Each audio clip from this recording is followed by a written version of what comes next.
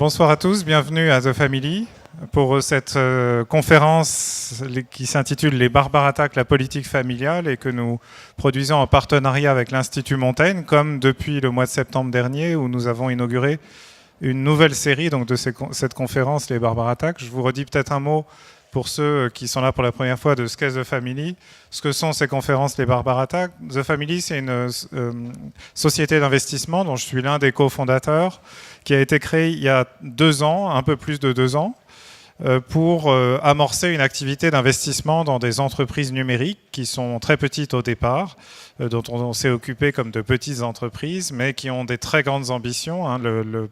La définition d'une start-up, c'est une entreprise très petite qui cherche à devenir grande en un laps de temps très court et qui, pour cette raison-là, précisément, va faire puissamment levier des technologies numériques. Et donc, The Family investit dans des start-up. Elle investit aussitôt que possible. Ça peut être quand il n'existe qu'une idée sur un bout de papier et 2 entrepreneurs autour. Ça peut être un peu plus tard, quand il y a déjà des salariés, des premiers clients, un modèle d'affaires qui se dessine. Voilà, au total, on a aujourd'hui près de 180 entreprises en portefeuille.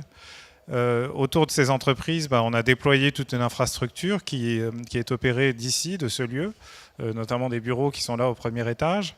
On a une équipe de 7 associés, dont les 3 fondateurs, dont moi-même et 4 autres qui nous ont rejoints ensuite, et une équipe d'une vingtaine de personnes qui opèrent ici nos différentes activités.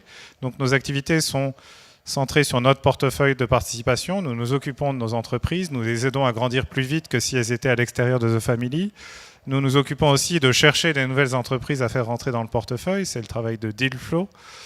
Et pour ça, nous misons beaucoup sur la production de contenu, la production d'événements. Et c'est pour ça que nous avons des locaux un peu décalés par rapport à ceux qu'on rencontre dans le monde de l'investissement, avec ce grand espace qui nous sert à accueillir régulièrement, parfois plusieurs fois par jour, des dizaines de personnes qui viennent assister à des événements qui traitent un peu de tous les sujets, sous tous les angles, en rapport avec l'économie entrepreneuriale et la transition numérique de notre économie nationale.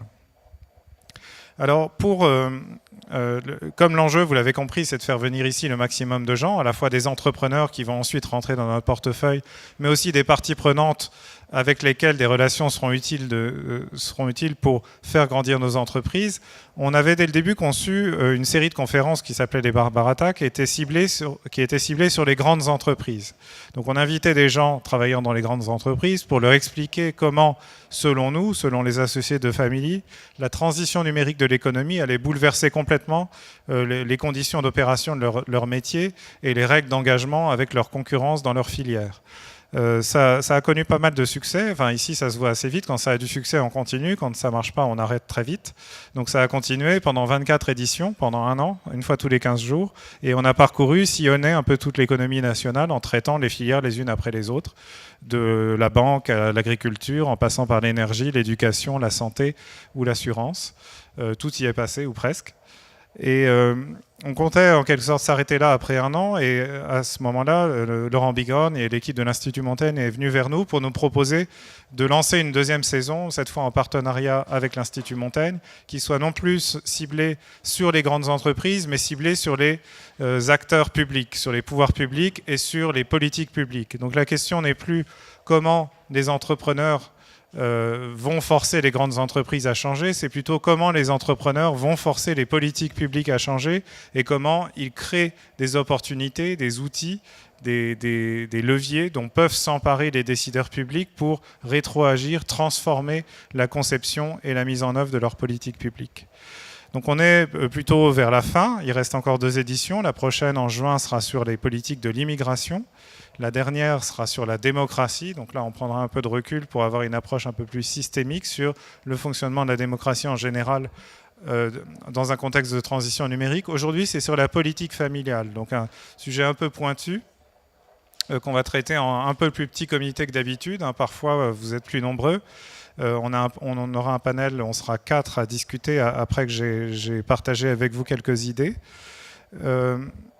Et surtout parce qu'il y a 2 mois, on a déjà fait une édition sur la protection sociale en général. Donc je pense que les passionnés de politique sociale sont venus à cette précédente édition et qu'ici reviennent une 2e fois pour un 2e tour, ceux qui sont vraiment plus pointus et plus attentifs à cette politique sociale particulière qu'est la politique familiale. Donc le déroulement de la soirée est extrêmement simple, c'est qu'on vous propose systématiquement en première partie une conférence qui permet à The Family de partager sa vision des choses et de décrire un peu ce que font les entrepreneurs dans le champ de cette politique publique. Donc parfois c'est moi suivi de mon associé Oussama Hamar. Malheureusement ce soir il n'a pas pu être là, donc je vais faire l'intégralité de la conférence. J'espère que je vous ennuierai pas trop. Et ensuite, un panel de discutants réagit et élargit le propos. Et cette fois, donc, nous recevons avec l'Institut Montaigne Daniel Lenoir, qui est le directeur général de la Caisse nationale d'allocation familiale, le grand patron de la branche famille, en quelque sorte, et Julien Damon, qui est professeur à Sciences Po, c'est ça, et un chercheur qui fait autorité sur ces questions, qui a notamment dirigé les études à la Caisse nationale d'allocation familiale il y a quelques années de ça. Alors je suis très heureux de leur rendre l'appareil à tous les deux, puisque nous avons eu une discussion déjà fructueuse il y a 15 jours avec Daniel Lenoir, et je suis déjà intervenu devant des agents des CAF d'ailleurs, à l'invitation de Julien il y a quelques mois de ça. Alors les barbares attaquent la politique familiale. Alors évidemment c'est très en décalage cette image de violence et de brutalité par rapport à ce dont on va parler, c'est-à-dire nos enfants et comment mieux s'en occuper. Et donc je vais tout de suite passer à la slide suivante qui est pour introduire la première partie du propos, à savoir qu'est-ce que la révolution numérique, quelle transition, c'est-à-dire quel phénomène beaucoup plus lent de transition, de transformation progressive de notre économie et de ses institutions cette révolution a-t-elle déclenché, et quel impact ça a sur la branche famille, les politiques publiques qu'elle met en œuvre et l'objet même qu'elle cherche à traiter, à savoir la famille. Alors d'abord, je pense que je parle ici exclusivement à des gens avertis, donc vous me pardonnerez de vous dire des choses que vous savez déjà, mais la branche famille, il faut rappeler de quoi elle est faite et surtout les prestations et les dispositifs qu'elle opère. C'est un peu, d'une certaine manière, vu de loin, ça se simplifie très vite. On se dit la branche famille distribue à tous les parents de jeunes enfants des allocations familiales, donc c'est une somme d'argent plus ou moins fixe qui tombe tous les mois sur le compte en banque. Mais quand on regarde un peu plus près, ça ressemble beaucoup plus à un fourre-tout, puisque dans cette branche qui a une grande tradition opérationnelle d'administration de dispositifs, d'administration de guichets, eh bien ça marche plutôt mieux qu'ailleurs dans l'administration. Et donc la grande tradition politique consiste, quand on crée une nouvelle prestation qui doit être distribuée à un grand nombre de bénéficiaires, d'allocataires, eh bien on la confie à la branche famille parce qu'elle, au moins, elle sait traiter ses publics, s'adapter à des cas particuliers, intégrer à ses guichets et à son workflow des nouveaux dispositifs. Et donc, en fait, dans la branche famille, on trouve toutes les prestations sociales qui sont ou non sous condition de ressources et qui sont versées aux parents ayant des enfants, soit d'une manière générale, d'une manière universelle et inconditionnelle comme les allocations familiales, soit dans certains cas particuliers ou avec certaines temporalités particulières. Donc c'est le cas quand c'est un parent isolé qui s'occupe seul de ses enfants. Donc là, il y a l'allocation de parents isolés. C'est le cas lorsque c'est la rentrée, qui est un surcroît de dépenses auquel doivent faire face toutes les familles. Donc là, c'est l'allocation de rentrée scolaire. C'est le cas quand un nouvel enfant arrive dans la famille. Là, c'est la prestation d'accueil du jeune enfant. Et puis, il y a aussi tous les problèmes. La famille, c'est pas seulement avoir de l'argent pour mieux s'occuper des enfants, c'est aussi faire face à des besoins, à des risques qui deviennent plus critiques quand la famille s'agrandit. Et l'un des risques critiques, particulièrement critique quand la famille s'agrandit, c'est le risque logement, c'est-à-dire quand il y a plus d'enfants, on commence à se sentir à l'étroit dans les petits appartements qu'on habite quand on est un jeune couple. Donc il faut pouvoir déménager. Déménager, c'est affronter le marché immobilier, la hausse tendancielle des loyers, la difficulté à trouver un logement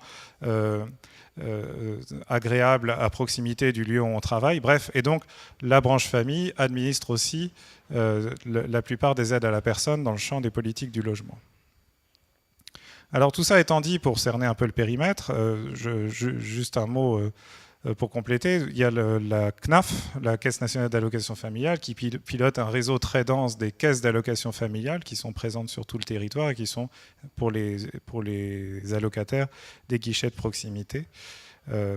Et qui interagissent avec les allocataires de plus en plus à travers différents canaux, dont des canaux numériques, mais ça, on va en parler.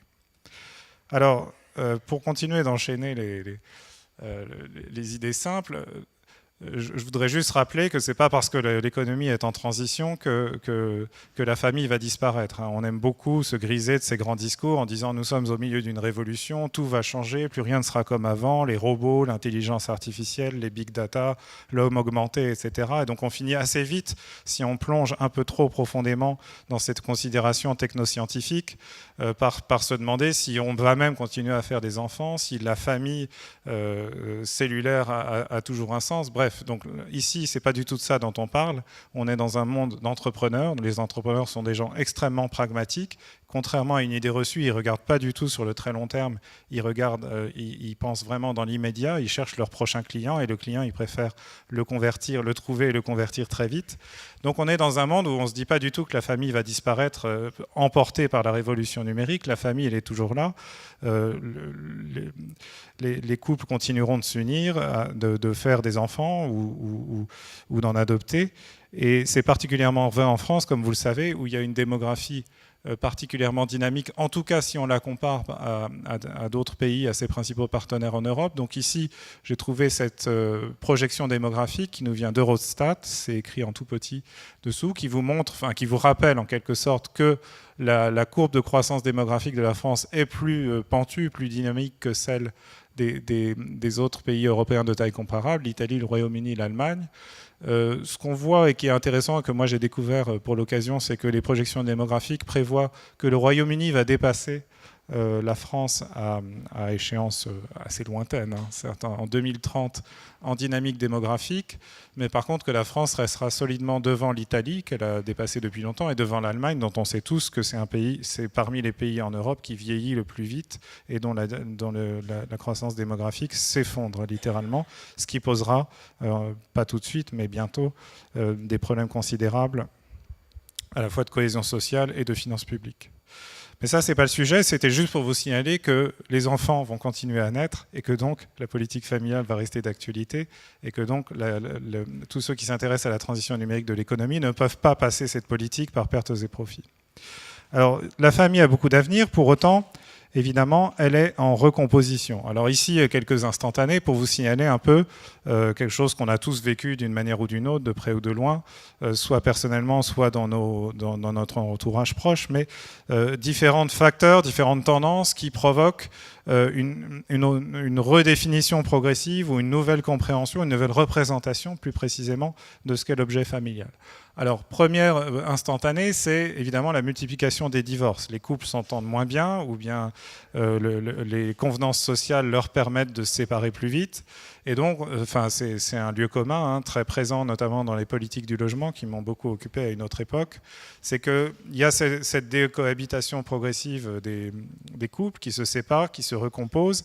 Et on a tous été confrontés, soit parce qu'on est dans une famille recomposée, soit parce qu'on en fréquente, aux difficultés administratives que ça pose. Quand on a un système d'information à l'ancienne qui modélise la famille comme étant un papa, une maman portant le même nom, des enfants portant eux aussi le même nom, et que commencent à arriver les divorces, les remariages, les noms composés, les épouses qui évidemment veulent de plus en plus conserver leur nom plutôt que de l'abandonner. Bref, donc tout ça pose des problèmes d'implémentation, mais sous-jacent à ça, il y a quand même une fragilité, une grande précarité de la cellule familiale qui se recompose de plus en plus et de plus en plus vite.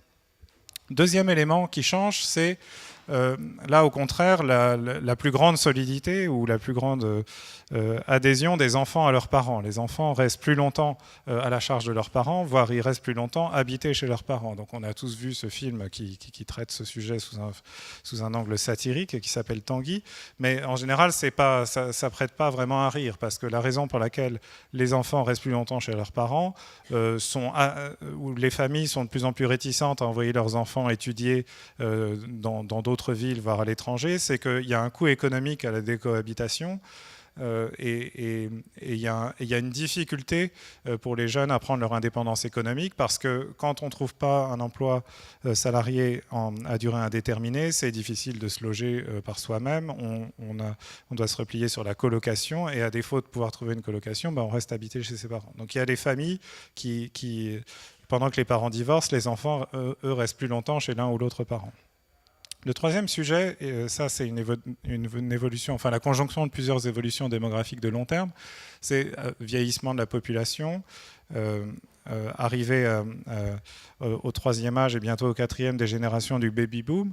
C'est le fait que le quotidien des problèmes ou des frictions qu'on rencontre dans son quotidien familial, c'est toujours la difficulté qu'il y a à s'occuper d'enfants et à concilier le fait de bien s'occuper de ses enfants avec sa vie professionnelle et avec différentes autres contraintes. Mais c'est aussi de plus en plus s'occuper de ses vieux parents. On a tous aussi dans nos entourages des gens qui ont la quarantaine, la cinquantaine et qui, se croyant libérés de toute l'attention qu'ils devaient consacrer à leurs jeunes enfants, se retrouvent embarqués quasiment aussitôt, sans avoir même le temps de faire une pause, dans un nouveau chantier qui est de s'occuper de vieux parents qui rentrent en situation de dépendance, prendre en charge toute une paperasserie, tout un tas de complications administratives, bref. Donc la politique familiale, tout ça, vous devinez que ça dépend pas vraiment de la branche famille dans l'acception qu'on en a et dans les périmètres administratifs qui ont été tracés et qui sont hérités de l'histoire, mais la réalité du quotidien familial, c'est aussi celle-là, les adultes qui s'occupent de leurs vieux parents. Alors, donc la famille a beaucoup d'avenir, est en recomposition.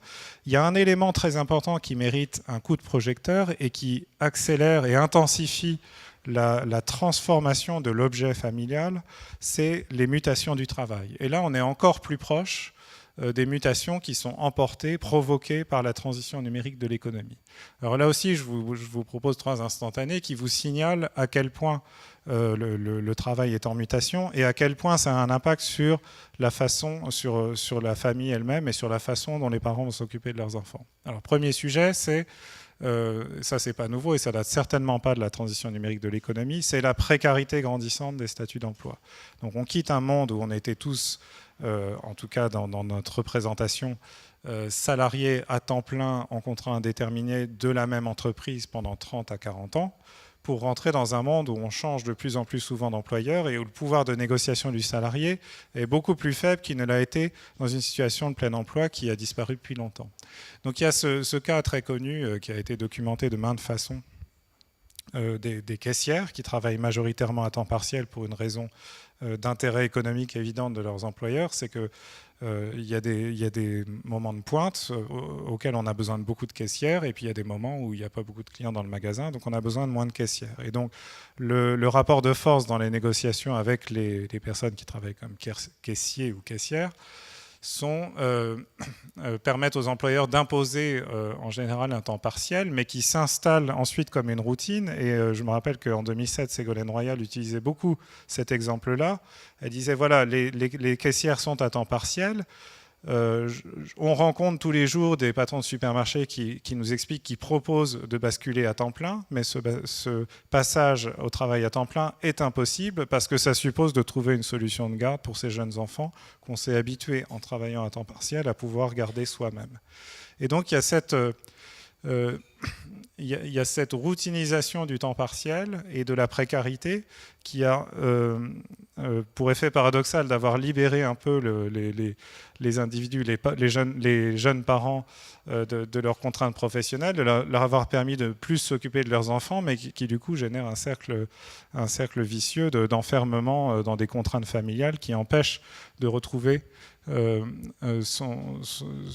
une place satisfaisante sur le marché du travail. Alors deuxième sujet, là par contre on est en plein dans l'économie numérique. Comme vous le savez, dans l'économie numérique, il y a tout un courant ou tout un ensemble de modèles d'affaires qui est en train de se déployer à grande échelle parce que un certain nombre de verrous ont été débloqués, notamment par le développement massif de l'Internet mobile.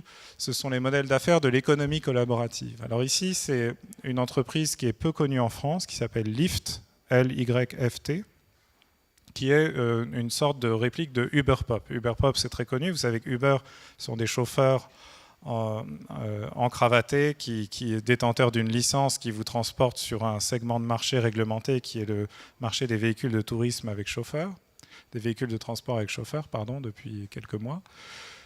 Par contre, à côté de ça, il y a toute une économie théoriquement illégale en France qui est le marché du covoiturage rémunéré, c'est-à-dire un particulier, même s'il a le permis de conduire et s'il possède une voiture, ne peut pas s'improviser chauffeur et facturer ses services en tant que chauffeur parce qu'il n'a pas la licence, parce qu'il ne remplit pas les conditions de formation, de sécurité, etc. Donc ça, il y a toute une bataille juridique extrêmement dure qui oppose la société Uber, qui opère un service de ce type qui s'appelle Uber Pop au pouvoir public en France et dans plein d'autres pays.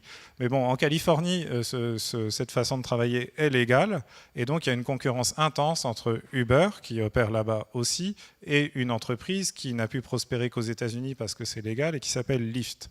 Et donc Lyft, par rapport à Uber, qui est une entreprise assez brutale et assez confrontationnelle en quelque sorte, a déployé toute une culture de on partage les trajets, assez similaire à celle de Blablacar, mais sur des trajets courte distance. Et donc Lyft annonce un peu ce qu'est l'économie demain, ce qu'est le travail demain, ce que seront les formes d'emploi demain. Pourquoi ? Parce que Lyft est l'une des cases sur le grand échiquier que parcourent quotidiennement de plus en plus de travailleurs américains qui n'ont pas un emploi salarié dans une seule entreprise, mais qui de plus en plus apprennent à arrondir leur fin de mois et à générer la majorité de leurs revenus en travaillant alternativement, suivant les moments de la journée, suivant les jours de la semaine, pour différentes plateformes de l'économie collaborative.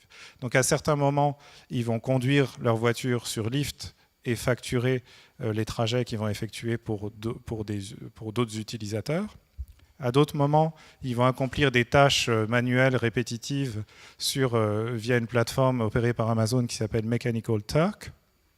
À d'autres moments encore, ils vont qu'est-ce qu'on peut faire ? Ils vont louer la chambre d'amis qui est inoccupée sur la fameuse plateforme Airbnb. Bref, et tout ça va générer pour eux des flux de revenus qui à la fin du mois peuvent être à peu près l'équivalent d'un salaire, mais qui évidemment emportent un changement de complet de statut social. Parce que si on n'est plus salarié, mais en multi-activité sur différentes plateformes de l'économie collaborative, on n'a pas la même protection sociale, évidemment, surtout aux États-Unis. On n'a pas non plus la feuille de paye à présenter à son bailleur quand on cherche à habiter un logement décent et bien situé. Et puis surtout, on a une grande insécurité du lendemain parce que on compte sur ces plateformes pour rabattre en permanence suffisamment de clients et pouvoir travailler à peu près quand on veut, mais on est quand même à la merci d'une baisse du nombre de clients. On est aussi à la merci d'une révision radicale des conditions d'utilisation. Les tarifs sur Uber peuvent être changés quasiment du jour au lendemain à la discrétion d'Uber. Alors parfois, s'ils exagèrent, ça provoque un retour de bâton, mais ça met quand même les personnes en question dans une grande précarité. Et ça peut être considéré comme marginal. On se dit, Lyft, c'est sympathique, mais c'est marginal. Ça ne représente pas du tout une part croissante dans l'économie. Mais on commence à voir fleurir les articles de presse, à voir les travaux universitaires, les discours politiques sur le développement spectaculaire de cette économie et le fait que c'est de plus en plus comme ça que les gens gagnent leur vie. Et évidemment, ça a un impact sur leurs conditions de vie. Et évidemment, ça a un impact, ça rétroagit sur les structures familiales. Alors, dernier sujet, c'est le logement. Et là aussi, on est en plein dans des considérations qui touchent directement à la transition numérique de l'économie.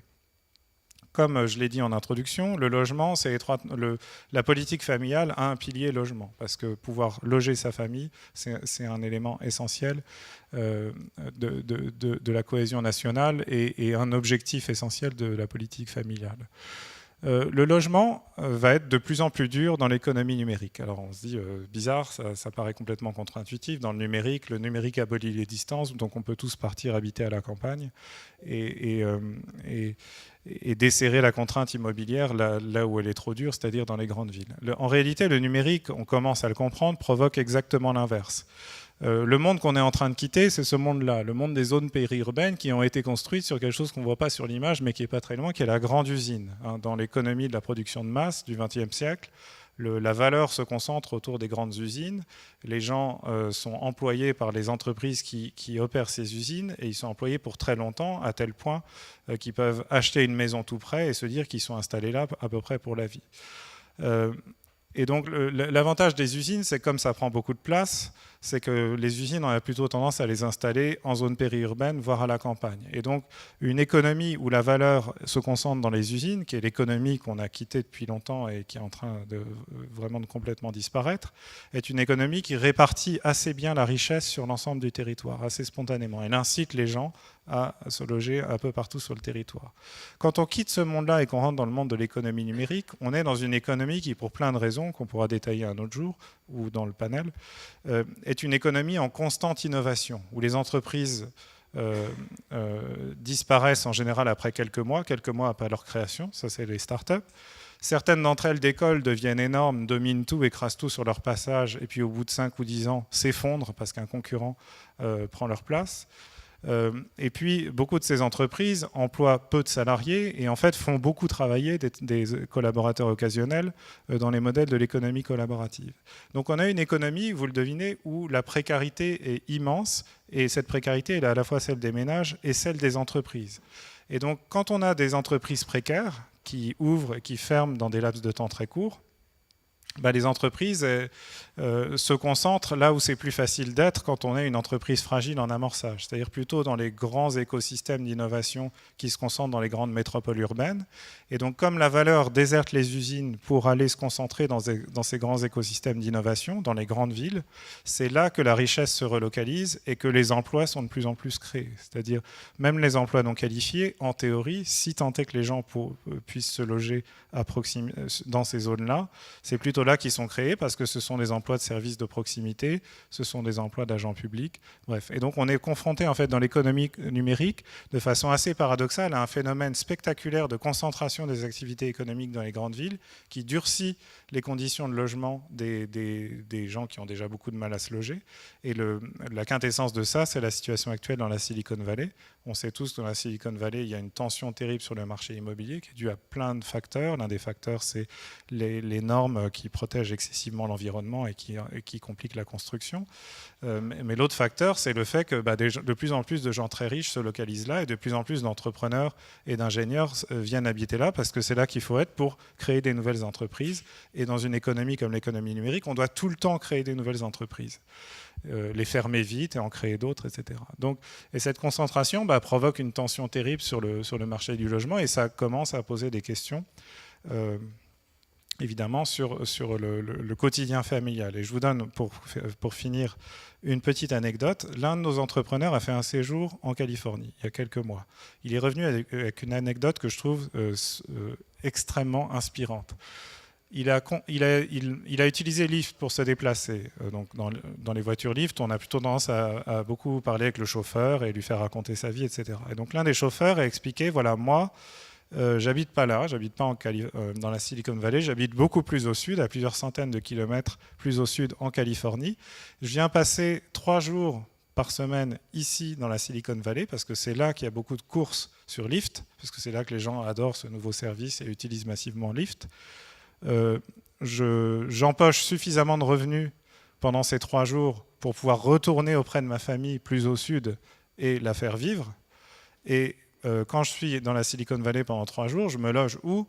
Sur Airbnb. C'est-à-dire, pendant que je loue une partie de ma voiture à mes passagers, je suis moi-même locataire d'une chambre sur Airbnb. Donc vous voyez comment l'économie collaborative boucle sur elle-même, mais vous voyez aussi comment dans une zone extrêmement tendue sur le marché immobilier, les familles n'arrivent simplement plus à habiter. Et donc on commence à voir émerger, on va commencer à voir probablement émerger une normalisation du célibat géographique. Ce sera comme les marins, on part en mer et puis on revient plusieurs jours plus tard parce que la famille, le conjoint, les enfants ne peuvent pas se loger là où sont les activités économiques. Donc il faut avoir ça en tête parce que dans la Silicon Valley, c'est les plus avancés en termes de concentration du marché immobilier. Le problème de la France, qui commence à peine sa transition numérique, c'est que nous, on part déjà d'une situation d'extrême centralisation où les marchés immobiliers sont déjà très très tendus dans les zones urbaines. Et on part de ce point-là et ça va ne faire que s'aggraver à l'avenir. Sauf si on arrive à déjouer tout ça avec des systèmes de transport ultra performants ou un déploiement du très haut débit qui va permettre de relocaliser les activités ailleurs. Alors tout ça étant dit, ça c'est un peu les mutations contextuelles ou systémiques qui sont un défi en soi pour la politique familiale. Alors après, je voudrais dire quelques mots de la politique familiale elle-même. D'abord pour dire qu'en théorie, cette politique est beaucoup mieux préparée que d'autres à affronter ces mutations radicales. Pourquoi ? Parce que contrairement à la plupart des politiques sociales, elle est universelle depuis longtemps. Elle est affranchie du corporatisme et les partenaires sociaux, comme vous le savez, ont progressivement cédé le pas au pouvoir public, à l'État, pour admettre en quelque sorte que les prestations familiales étaient versées à tous et pas seulement aux travailleurs ayant cotisé au préalable. Et donc ça, l'universalité, ça rend extrêmement... ça donne une grande flexibilité face à des mutations aussi radicales que celles emportées par la transition numérique. Et donc en théorie, la politique familiale va être beaucoup plus résiliente et va beaucoup plus facilement s'adapter que des politiques où il faudra d'abord négocier dans des contextes corporatistes avec évidemment des partenaires ou des interlocuteurs qui auront une extrême réticence à changer quoi que ce soit au système puisqu'ils ne seront pas passés par la case universalité. Malgré tout, l'universalité ne doit pas être confondue avec l'uniformité. Enfin, disons, on a une politique sociale universelle, mais qui est aussi une politique sociale relativement uniforme. Alors, je mets de côté le petit volet de l'aide sociale, qui est précisément l'aide sociale, vous savez, le complément. Enfin, ce sont les politiques sociales ciblées sur les plus modestes, sur les plus pauvres. Et là, on est dans le royaume, en quelque sorte, de l'assemblage de différents dispositifs pour faire face aux besoins très particuliers, pour faire face à des situations personnelles qu'il faut analyser au cas par cas. Mais si on met de côté l'aide sociale et tout ce qu'il y a derrière, c'est-à-dire le métier même d'assistant social, etc., etc., on a quand même une administration de masse, la quintessence de ça étant les allocations familiales, c'est-à-dire indépendamment de qui vous êtes, indépendamment de où vous habitez, indépendamment de vos revenus, l'État vous verse, je ne sais plus combien, 115 € par enfant ou quelque chose comme ça. Plus, moins. Ça dépend de combien d'enfants en fait. Mais voilà, et donc ça, quand on se projette dans l'économie numérique, on constate à quel point c'est en décalage avec les besoins, avec la réalité des besoins. C'est-à-dire dans l'économie numérique, et il y a toujours ça en tête, et ça on le dit systématiquement aux gens des pouvoirs publics, on est dans un monde où les gens s'habituent à être reconnus, à être profilés et à être traités de façon personnelle en fonction de leurs besoins et de leurs attentes personnelles. Et tout ce qui ressemble à des dispositifs de masse, c'est-à-dire tout le monde sous la même toise, tout le monde en randonnion, et si vous n'êtes pas content, c'est le même prix, et non seulement d'une certaine manière inefficace. Jusqu'ici, on s'accommodait de cette inefficacité parce qu'on ne savait pas faire autrement. Mais là, l'inefficacité commence à sauter aux yeux. Et puis surtout, ça crée un problème de légitimité parce que les gens sont de moins en moins prêts à payer pour des dispositifs publics qui les servent tous de la même façon sans prendre en compte leurs besoins personnels. Alors ça se voit...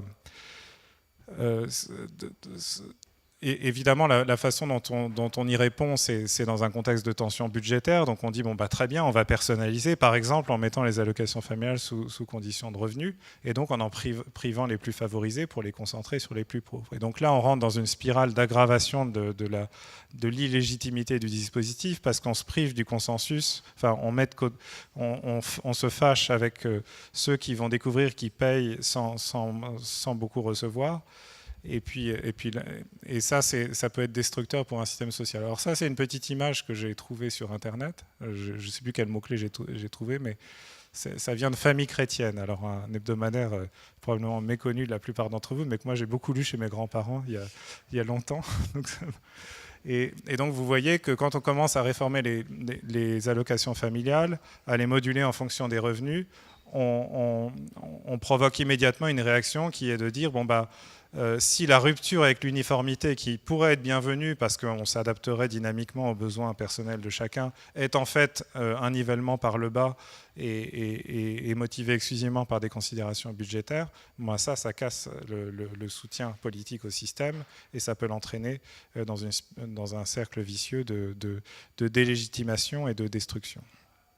Alors, pour finir, je l'ai dit au début, donc ça je ne m'étends pas, on a quand même avec la branche famille une administration à toute épreuve qui sait administrer des prestations diverses, gérer des flux très compliqués, honorer des échéances très dures telles que le versement à tous les Français bénéficiaires du RSA d'une somme importante à date fixe tous les mois. Gérer des files d'attente, vous voyez, où si on prépare son numéro d'allocataire, on est pris en charge assez vite, etc. Mais évidemment, ça rencontre ses limites. Ça rencontre ses limites, pas dans tous les endroits du territoire. Alors, j'ai cherché à illustrer les phénomènes de files d'attente qui sont de plus en plus insupportables pour les usagers. Alors, pour être tout à fait honnête, ce n'est pas une CAF, c'est la préfecture de Seine-Saint-Denis ici, ce qui n'a absolument rien à voir. Et je sais que dans les CAF, on n'en est pas là, loin s'en faut. On n'en est plus là, on a fait des progrès. Mais justement, ça c'est un élément important à avoir en tête, c'est que pendant que les organisations considèrent qu'elles font des progrès parce qu'elles traquent, elles mesurent le temps d'attente dans l'absolu et elles voient qu'il continue de décroître, eux, les gens, l'exigence des gens et leur impatience s'aiguisent encore plus vite, en fait, de façon exponentielle, à mesure qu'ils sont habitués à être traités de façon instantanée et ultra personnalisée par des applications de plus en plus nombreuses que sont un moteur de recherche qui s'appelle Google, un réseau social qui s'appelle Facebook, bref, un site de vente en ligne qui s'appelle Amazon. Toutes ces applications qui semblent épouser au moindre détail vos attentes, même devancer vos besoins. Et donc quand on est traité comme ça toute la journée derrière son écran, quand on se présente au guichet de la CAF, même si le temps d'attente a été divisé par 3 en quelques années, on éprouve quand même de l'irritation et de l'impatience. Alors oui, pardon, ça j'aurais pu le changer. C'est juste que pour illustrer que le décalage était aussi vrai dans les files d'attente au guichet physique que dans le design des applications qui sont proposées, je voulais faire une capture du site de la CAF. Malheureusement, j'ai fait une heure tardive où il est en maintenance, donc l'effet est complètement raté. Mais à l'heure qu'il est, il marche très bien, sauf que par rapport au canon et à l'état de l'art du design, c'est-à-dire les interfaces les plus épurées possibles, les propositions, les boutons les plus gros possibles, ce qu'on appelle les call to actions, bref, toutes les règles de design qui sont affinées en permanence par des entrepreneurs qui cherchent à gagner en performance sur à peu près tous les fronts, tout ça, on est très loin de la réalité de l'opération des applications numériques dans la sphère publique, où là, on écrit un cahier des charges, on passe un marché public, on paye grassement une société de service qui va bâcler le travail, et chaque fois qu'on voudra modifier la taille d'un bouton ou la couleur d'un menu, c'est des semaines de négociation, un avenant au contrat, des suppléments énormes, bref. Donc on n'a pas du tout l'agilité qui, normalement, devrait s'imposer dans cet univers pour rester compétitif en termes d'expérience utilisateur. Alors tout ça, ça appelle... on est dans la transition systématique dans ces conférences. Tout ça nourrit l'impatience. En fait, le contexte change, l'économie change, la famille elle-même change, les besoins sont plus les mêmes, les risques sont plus les mêmes, les politiques publiques et les administrations qui les opèrent sont de plus en plus en décalage avec la sensibilité et les attentes des citoyens. Donc, on s'en remet à ceux qui peut-être pourront nous sauver, nous sortir de l'ornière, qui sont les entrepreneurs qui ont le dynamisme, l'inventivité, le goût de la prise de risque pour créer ou pour poser les premières pierres, en quelque sorte, de ce qui pourrait devenir la politique sociale de demain. Alors, les barbares, donc c'est un terme qu'on avait utilisé au départ, qui doit être entendu d'une façon assez simple, inspiré à l'origine par Henri Verdier, avec qui j'ai coécrit un livre il y a 3 ans, dont la 2e édition sort demain. Enfin, j'en profite pour le placer. Les barbares, c'est ceux dont on ne comprend pas la langue, en fait. Comme vous savez, historiquement, les barbares déferlaient sur l'Empire romain, et non seulement ils se battaient d'une manière différente, leurs règles d'engagement n'étaient pas les mêmes, donc on avait beaucoup de mal à se défendre contre eux, mais surtout, c'était très difficile de communiquer parce qu'ils ne parlaient pas la même langue. Et donc, on les avait labellisés barbares, et signifiant ainsi l'étrangeté de ces gens-là, qui étaient ni mieux ni moins bien. D'ailleurs, ils ont fini par remporter et par faire s'effondrer l'Empire romain, enfin, si on schématise l'histoire à l'extrême.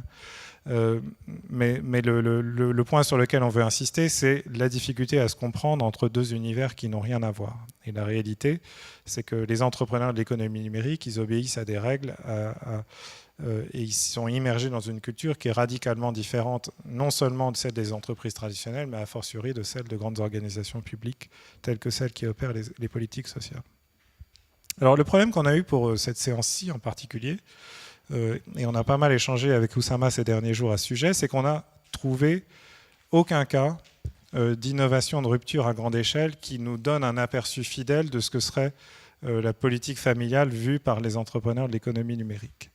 Et donc ça nous a amené à une question, mais qu'on pourra reprendre tout à l'heure pendant le panel, c'est pourquoi les entrepreneurs s'intéressent aussi peu à la famille? Pourquoi on révolutionne, pourquoi on disrupte, pour reprendre le terme, à peu près tous les secteurs et toutes les filières et tous les métiers et tous les marchés, sauf celui où pourtant on pourrait régler les problèmes parmi les plus lancinants et parmi les plus critiques parfois que rencontrent les individus au quotidien, c'est bien s'occuper de ses enfants, être disponible pour eux, s'assurer qu'ils sont bien pris en charge quand on n'est pas disponible précisément, concilier tout ça avec une vie professionnelle de plus en plus compliquée. Alors pourquoi les entrepreneurs ne s'intéressent-ils pas à la famille ? Je vous donne 3 hypothèses et vous pourrez peut-être réagir juste après pour dire lesquelles sont les plus crédibles. La première hypothèse, c'est que c'est très sensible, c'est-à-dire un enfant, c'est beaucoup plus fragile. On est quand on s'intéresse aux enfants dans le champ dans un champ d'une grande sensibilité. On est dans l'intimité, on est dans la fragilité.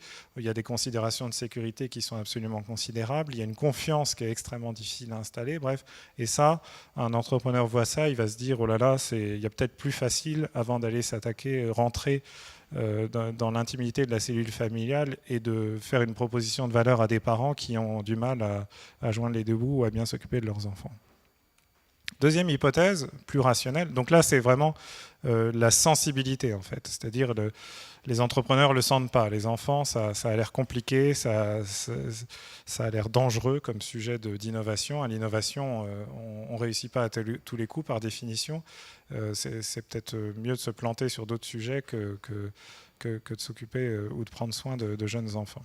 Alors la raison numéro 2 est beaucoup plus rationnelle, là c'est de l'analyse économique. C'est que tout ce qui est attrait à la petite enfance est difficile à scaler. Alors c'est un anglicisme.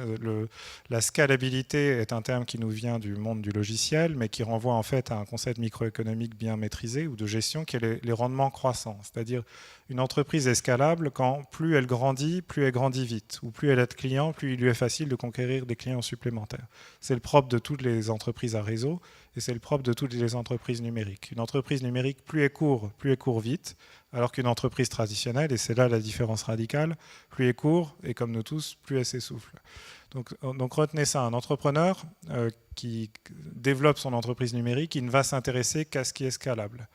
Si il doit s'essouffler quand il devient plus grand, ça ne l'intéresse pas en fait. Il va chercher un autre domaine, un autre problème à résoudre, un autre marché où il pourra générer des rendements croissants. Parce que c'est ça qui va maximiser le retour sur capital investi et qui va permettre de faire grandir une entreprise très très vite. Alors, historiquement, les rendements croissants, ils sont confinés dans quelques métiers bien particuliers, comme les télécoms, l'énergie, la poste. Partout où il y a des réseaux, en fait, il y a des effets de réseau. Mais grâce au numérique, justement, le rendement croissant et les effets de réseau s'installent potentiellement dans toutes les activités. Amazon, c'est un grand distributeur qui a installé dans son modèle d'affaires des rendements croissants. Et c'est une rupture historique par rapport à ce qu'était la grande distribution.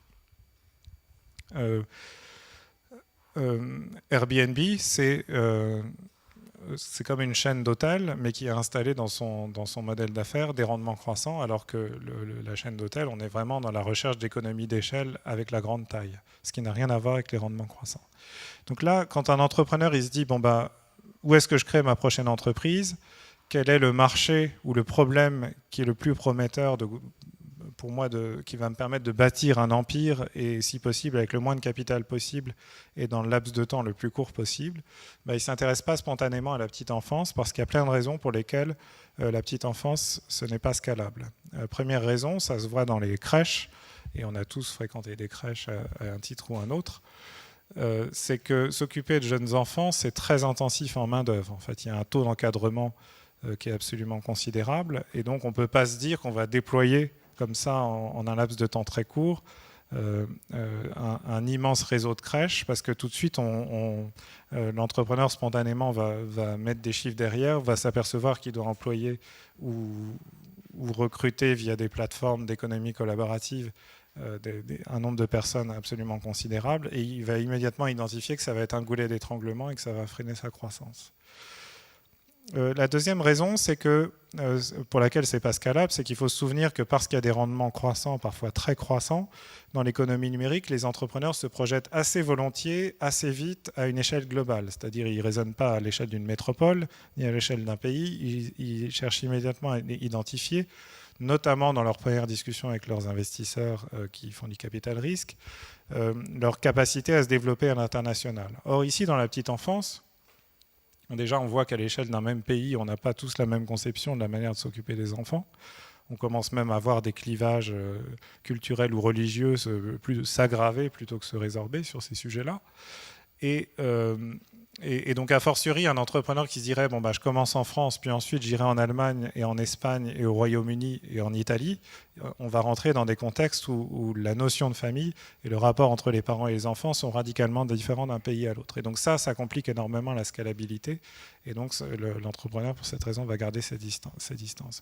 La troisième raison, qui est un peu le versant rationnel de l'argument précédent, celui de la sensibilité de la petite enfance, c'est que parce que c'est sensible, parce qu'un enfant c'est fragile, parce qu'on ne peut le confier qu'à des interlocuteurs de confiance, il y a un cadre juridique extrêmement contraignant. Et donc aujourd'hui, opérer une crèche, c'est comme opérer une auto-école ou comme être chauffeur de taxi, c'est énormément de contraintes juridiques, de paliers à franchir, d'engagements à prendre, de formation, de documents à certifier, bref.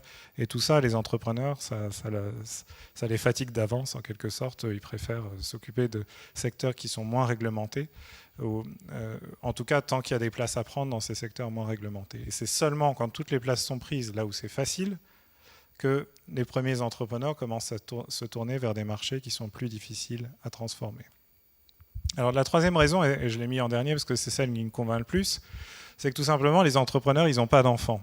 Or, comme vous le savez, un entrepreneur qui réussit, c'est quelqu'un qui s'attaque à un problème. On croit à tort que les entrepreneurs sont des gens qui ont des idées. Les entrepreneurs ne sont pas des gens qui ont, précisément, ils n'ont pas une idée, ils ont parfois 10 idées par jour parce qu'ils font une itération permanente sur plein de solutions potentielles à un problème qui est le seul point fixe de leur démarche entrepreneuriale, en tout cas au début. Je crée une entreprise pour résoudre un problème. Et ce problème, je vais essayer de le résoudre le lundi d'une certaine façon, le mardi d'une certaine façon, le mercredi d'une troisième façon, et c'est finalement le jeudi que je vais trouver la bonne manière, qu'un premier client va me dire « c'est bon, vous avez trouvé le truc », que je vais pouvoir commencer à me mettre à l'écoute de ce premier client et amorcer ces rendements croissants qui feront grandir mon entreprise. Donc l'entrepreneur à succès, il est à succès parce qu'il s'est attaqué à un problème et qui s'est concentré sur ce problème. Et en général, la meilleure manière de se concentrer sur un problème, c'est de s'attaquer à un problème qu'on éprouve soi-même. Donc, probablement l'une des raisons pour lesquelles peu d'entrepreneurs sont dans le champ de la petite enfance, c'est que peu d'entrepreneurs ont été exposés aux problèmes que posent les enfants dans la vie quotidienne de leurs parents.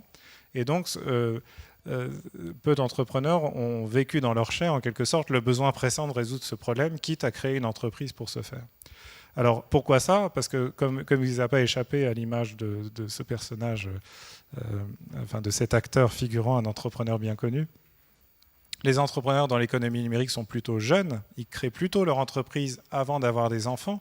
Il y a même toute une culture qui les encourage à faire comme ça. Quand vous avez des enfants, ça veut dire que vous avez un plus grand appartement, vous avez fait un emprunt immobilier, bref, vous commencez à être votre environnement de contraintes commence à se rigidifier et ça complique votre démarche entrepreneuriale. Vous allez être moins disponible, moins concentré pour votre entreprise si vous êtes dispersé à vous occuper de petits-enfants. Donc les entrepreneurs ont tendance à penser qu'on crée bien son entreprise quand on n'a pas d'enfants. Alors après, ils font les enfants après, mais ils font les enfants après quand, comme Mark Zuckerberg, ils sont déjà milliardaires. Et quand vous faites des enfants en étant milliardaire, s'occuper de ces enfants n'est pas vraiment un souci. Vous le payez très cher, tout un tas de gens qui s'en occupent très bien pour vous. Et donc, à aucun moment, en fait, dans ce parcours, vous n'avez conscience de l'acuité du problème que consiste à s'occuper au quotidien de jeunes enfants. Alors tout ça converge pour en fait, nous offrir un paysage assez vierge d'innovation de rupture dans le champ de la petite enfance. Ce qu'on trouve beaucoup, c'est des places de marché, plus ou moins bien faites, celle-ci est bien faite, qui permettent à des parents de trouver des nounous. Alors ces places de marché sont certes un progrès considérable par rapport à une situation antérieure dont j'ai moi-même pas idée, puisque quand j'ai eu des enfants, il y avait déjà des places de marché en ligne facilitant la recherche de nounous. Mais c'est autant un avantage pour les nounous qu'un avantage pour les parents. C'est-à-dire au final, même si votre recherche de nounous a pu être optimisée et accélérée par la disponibilité de cette place de marché, derrière, vous avez une nounou comme les autres, dont vous devez régler le salaire tous les mois comme les autres. Bref, et au-delà de ce type d'expérience, il n'y a pas eu beaucoup d'innovations tangibles dans le champ de la petite enfance. Alors, donc, on est du coup contraint un peu d'extrapoler et de s'interroger sur d'où viendra l'innovation de rupture dans la petite enfance. Là aussi, je vous propose une série d'hypothèses et je conclurai là-dessus. Première piste, c'est que l'innovation dans la politique, susceptible d'inspirer la politique familiale viendra du monde de l'éducation. Les entrepreneurs dans l'éducation, ça c'est une course qui est déjà bien lancée. Vous savez qu'on est dans une bataille mondiale pour prendre le contrôle de ce marché qui représente des centaines de milliards, etc. etc. Donc la concurrence est d'abord concentrée sur l'échelon enseignement supérieur, puis comme maintenant c'est devenu trop dur d'être compétitif dans l'enseignement supérieur, les entrepreneurs remontent et commencent à s'intéresser au secondaire, voire au primaire. Donc ça c'est un exemple, c'est une école qui s'appelle Altschool, qui fait fureur dans la Silicon Valley. C'est un modèle de développement, ils commencent par scolariser les enfants des riches entrepreneurs de la Silicon Valley, puis ils apprennent comme ça. Et puis ils commencent à déployer un modèle qui pourra demain peut-être servir beaucoup plus d'enfants, y compris de gens moins riches. Mais bref, je mentionne juste l'éducation pour que vous ayez en tête ce point très précis et très important. C'est que dans l'économie numérique, une fois que vous tenez votre utilisateur, vous allez investir et innover en permanence pour intensifier l'expérience qu'il va avoir chez vous et, si possible, le dissuader d'aller voir ailleurs. Donc si vous le tenez par un bout qui est l'éducation, le temps scolaire, et que vous vous apercevez que quand l'enfant quitte l'école, il y a une autre entreprise qui met la main sur votre utilisateur, le parent, et qui commence à le servir à peu près aussi bien, voire mieux, sur un autre versant de sa vie quotidienne, c'est dangereux parce que vous êtes en concurrence potentielle pour la fameuse bataille des 24 heures. Quel est l'entrepreneur qui va prendre la plus grande part des 24 heures de notre journée? Est-ce que c'est celui qui nous transporte? Est-ce que c'est celui qui nous loge? Est-ce que c'est celui qui répond à nos requêtes de recherche en ligne? Est-ce que c'est celui qui nous met en relation permanente avec nos amis? Est-ce que c'est celui qui nous vend des choses? Et là, en l'occurrence, on voit deux entrepreneurs potentiels qui vont se poser cette question. Celui qui s'occupe des enfants sur le temps scolaire, celui qui s'en occupe après l'école. Et comme la machine est déjà bien lancée dans le champ de l'éducation sur le temps scolaire, très vite, ces entrepreneurs vont se poser la question de dire pourquoi lâcher l'utilisateur une fois que l'école est finie? On va lui proposer une continuité de l'expérience et intégrer à la palette de tous les services qu'on lui rend, un service pour lui faciliter le fait de s'occuper de ses enfants après la fin de l'école. Et donc probablement, parmi ces expériences d'école 2.0, qui commencent à prospérer à toute vitesse et qui drainent des milliards de capitaux investis, très vite, ces écoles vont développer leurs propres garderies et ces garderies seront faites à l'état de l'art, optimisées par rapport au canon de l'économie numérique, super bien designées et ces garderies vont finir par se ramifier dans toutes les dimensions de la vie quotidienne des familles pour résoudre tous les problèmes que rencontrent les parents au quotidien dans le fait de s'occuper de leurs enfants. Première piste, donc, c'est l'innovation dans la petite enfance qui vient de l'éducation. La deuxième piste, c'est l'innovation dans la petite enfance qui vient de la vie de plus en plus compliquée dans la ville. Vous savez qu'avoir des enfants en ville, c'est très compliqué. Ça complique le transport, ça complique le logement, ça complique, tout un tas de moments de la journée deviennent des frictions insupportables si on a notamment des petits-enfants. Autrement insupportable, c'est un sujet que je connais moins bien, si on a des adolescents, mais on m'a expliqué qu'il y avait aussi des problèmes. Enfin, petits-enfants, petits problèmes, grands-enfants, grands problèmes. Une fois, j'ai même entendu ça. Alors, donc, en gros, mais tout ça, c'est l'innovation dans la ville. Alors ici, je vous montre une maison, parce que l'innovation dans la ville, c'est l'innovation dans le logement. Mieux se loger, mieux habiter sa maison ou son appartement, y accéder à plus de services. Ça, c'est encore assez balbutiant, je dirais presque aussi balbutiant que la petite enfance. Par contre, il y a beaucoup d'innovations dans une autre dimension de la vie en ville qui est le transport. Et donc là, je voudrais vous signaler un article qui donne à réfléchir sur Uber à New York. Un grand investisseur qui est au capital d'Uber a écrit un très long billet passionnant décortiquant le modèle d'affaires d'Uber sous toutes les coutures et expliquant que Uber n'est pas qu'un substitut au taxi. C'est-à-dire Uber ne transporte pas les mêmes personnes qui auparavant étaient transportées par les taxis. Uber crée des nouveaux usages et permet de transporter des gens pour répondre à des besoins qui jusqu'ici étaient insatisfaits. Et parmi les très nombreux exemples qu'il donne et qui lui font conclure que Uber est avant tout un concurrent pour les constructeurs automobiles qui vont de moins en moins vendre de voitures parce que tout le monde se déplacera de plus en plus en Uber plutôt que de prendre sa voiture personnelle. Il donne l'exemple de ces mères de famille à New York qui commencent, quand elles doivent emmener leur enfant au club de sport, au cours de guitare ou chez le copain chez qui ils vont passer la nuit, et bien plutôt que d'y aller elles-mêmes, elles le déposent dans une voiture Uber qu'ensuite elles peuvent tracer sur l'écran à mesure qu'elles cheminent jusqu'au point de destination et ainsi s'assurer que tout va bien. Donc ça existe déjà, c'est un article du New York Times qui, comme vous le voyez, se concentre sur une maman en particulier qui a été assez courageuse pour revendiquer dans le New York Times qu'elle laissait son enfant, qu'elle abandonnait son enfant à un chauffeur Uber. Mais évidemment, on comprend pourquoi ça met bien plus en confiance qu'un taxi traditionnel. On ne laisse pas son enfant dans un taxi. Par contre, on peut le laisser dans une voiture Uber parce qu'on peut ensuite tracer la voiture grâce à la géolocalisation. Et surtout, il y a un tiers de confiance qu'est la société Uber qui stocke l'information critique. Quel est le chauffeur qui a transporté cette personne, à quelle heure et à quel endroit il l'a prise, comment il a cheminé. Bref, donc s'il y a le moindre problème, le moindre retard, on peut immédiatement interroger le système d'information et venir à la source du problème. Donc vous voyez comment, peut-être dans le logement, peut-être via le logement, peut-être encore plus via le transport, des gens vont commencer à s'intéresser à ces problèmes particuliers. C'est comment loger des enfants, comment les aider à se déplacer sans avoir systématiquement le concours de leurs parents, comment contourner les difficultés quotidiennes qu'opposent aux parents de jeunes enfants les systèmes de transport public, etc. Alors, dernière piste, ou avant-dernière en fait, c'est tout ce qu'on appelle les conciergeries. Alors, le concierge, dans l'univers très américain des entrepreneurs du numérique, c'est celui qui résout tous les problèmes. On a tous rencontré un concierge, soit en fréquentant des grands hôtels de luxe. Le concierge a réponse à tout et vous résout tous vos problèmes et vous rend tout un tas de services qui vont du pressing au guide touristique à d'autres choses moins licites d'ailleurs. Mais on a aussi un concierge en bas de son immeuble, c'est-à-dire quelqu'un de très disponible, de toujours là, qui connaît tout le monde, qui a réponse à tout, qui sait vous dépatouiller de n'importe quel problème. Bref, le concierge a réponse à tout. Et donc de plus en plus, le concierge, pour l'instant, il est confiné dans les grands hôtels de luxe, donc il est assez peu confronté à des problématiques de petite enfance. On va assez peu à l'hôtel avec ses petits-enfants, et quand on y va, de toute façon, on a tout l'attirail et tout l'argent nécessaire pour bien s'en occuper. Par contre, ce que fait le numérique, c'est qu'il est en train de faire baisser, de démocratiser de façon assez spectaculaire tous les services de conciergerie.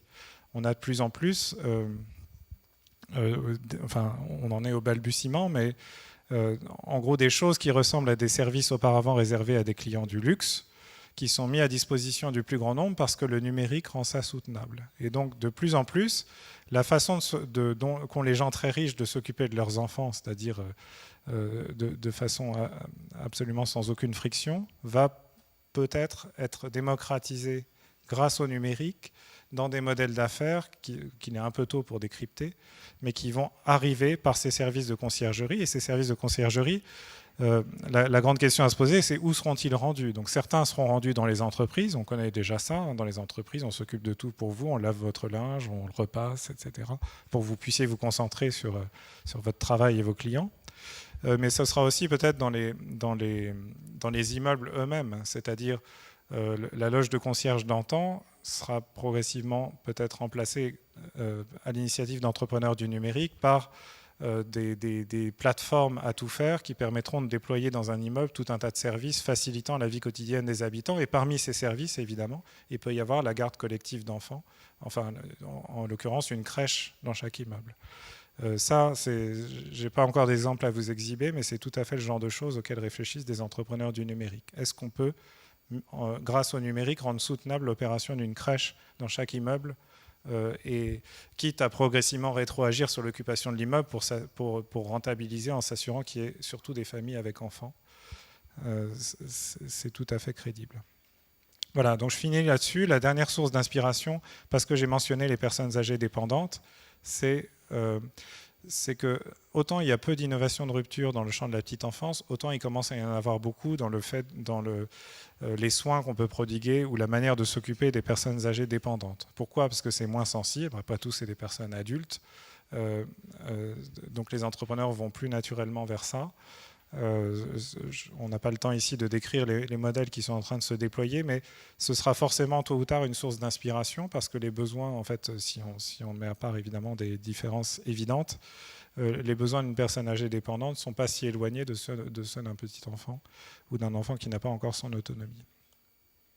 Voilà, donc la grande question, mais ça, on va tout de suite passer à la suite, c'est la branche est-elle prête à accueillir, à s'intéresser de façon un peu prospective à ces sources potentielles d'innovation de rupture dans le champ de sa politique, et est-ce qu'elle est prête à les accueillir, voire à contribuer à les financer pour accélérer leur déploiement et ainsi précipiter ce qui est l'attente de tout le monde, c'est-à-dire une politique familiale qui prend en compte les besoins particuliers de chacun et qui résout les problèmes de façon beaucoup plus radicale que le simple saupoudrage d'allocations familiales qui ne sont que l'écume des choses en fait par rapport à l'intensité des problèmes que rencontrent les gens, surtout dans le contexte de la transition que j'ai décrite. Merci beaucoup et on peut passer.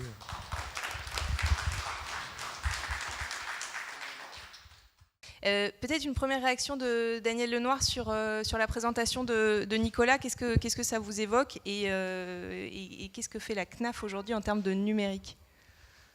Ça fait pas une question courte, ça. D'abord, oui, j'ai envie de rebondir sur la dernière question. La branche est-elle prête ? Je vais faire une réponse de Normand. Non et oui. Pas oui et non, non et oui. Mais d'abord, je voudrais remercier Nicolas parce qu'on m'avait dit que j'allais en prendre plein les mirettes. Et, il a été tellement gentil que sur la situation de la branche, presque idéalisée. Il y a encore des files d'attente dans certaines caisses. Plus beaucoup, mais il y en a encore. Après, c'est pour ça que j'espère que les juristes ne vont pas le dire, parce que juste sur la présentation de la politique familiale, il y a quand même une distinction extrêmement importante. C'est que, en fait, on agit avec deux instruments. Historiquement, la politique familiale, ce qu'a dit Nicolas, c'est des revenus de complément, de remplacement, etc. Donc c'est des prestations familiales. Alors, bon, les plus connues, les plus anciennes, c'est les allocations familiales. Après, il s'en est développé plein, etc. Il y a même un moment, on ne sait plus exactement combien il y en a, mais ce sont des prestations qu'on appelle légales. Donc certaines, d'ailleurs, sont financées par les départements, par l'État, les allocations de logement par l'État, etc. Mais c'est des prestations légales. C'est en gros 75 milliards d'euros qui sont versés aux familles, alors sur une base familiale, qui vise à solvabiliser des besoins, le besoin de logement, les frais de rentrée scolaire, etc. Et sur ce sujet, on a aussi je vais revenir parce qu'on a d'énormes problèmes sur certaines prestations d'accès aux droits. C'est le cas sur le RSA activité. Mais je crois qu'il y a une distinction extrêmement importante, c'est tout ce qui relève de ce qu'on appelle dans le jargon le Fonds national d'action sociale. Et en fait, on finance des prestations de services réalisées par des opérateurs. Et ça représente 5 milliards d'euros, et avec une croissance affichée assez forte. Et 5 milliards d'euros, c'est pour financer l'accès aux crèches, et on finance les prestataires de services. Donc on finance les prestataires de services et prestations de services pour l'accès aux crèches, pour les activités périscolaires, notamment avec le temps libéré par la réforme des rythmes éducatifs, pour l'accès aux centres sociaux, etc. Alors, pour faire une comparaison avec d'autres branches de la sécurité sociale, c'est un peu l'inverse du rapport dans l'assurance maladie. Dans l'assurance maladie, ce qu'on appelle les prestations légales, en fait, c'est les IJ, les indemnités journalières, c'est-à-dire quand on n'est pas là, donc on a quand même quelque chose, c'est un revenu de remplacement. Et bon, ça c'est à moins de 10% aujourd'hui. Et en fait, l'essentiel des prestations d'assurance maladie, c'est qu'on rembourse une prestation de service, celle qui est rendue par un docteur, un pharmacien, etc. Donc, nous, on a un rapport inverse, mais il y a une évolution très structurelle de la politique familiale sur la longue période. à titre personnel, je trouve que ça paraît assez rapide, mais bon, sur une période pour avoir un transfert des prestations légales vers des prestations de services. Et je crois que cette distinction est extrêmement importante pour bien comprendre sur quoi l'économie numérique peut investir.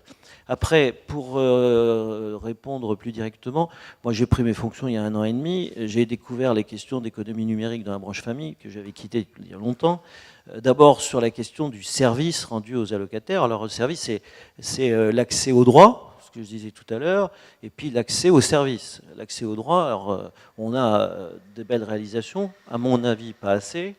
L'accès aux droits, ben, c'est notre site caf.fr, c'est le fait que les gens... Et un de mes objectifs, c'est de pouvoir faire toutes les télédéclarations en ligne. L'accès aux services, c'est le site monenfant.fr qui permet de savoir si on a des places de crèche libres, etc. Mais c'est aussi VACAF qui permet de savoir si pour les personnes qui ont des aides aux vacances, les centres agréés par la CAF, etc. Enfin, je pourrais rentrer dans le détail, mais ça c'est la première dimension de l'économie numérique vue de l'interne de la branche. Sur ces sujets-là, il y en a des concurrents, alors surtout sur l'accès aux services, qui pour l'instant ne sont pas développés. Je ne suis pas sûr que les 3 explications du non-développement soient justes, mais j'en ai pas d'alternative.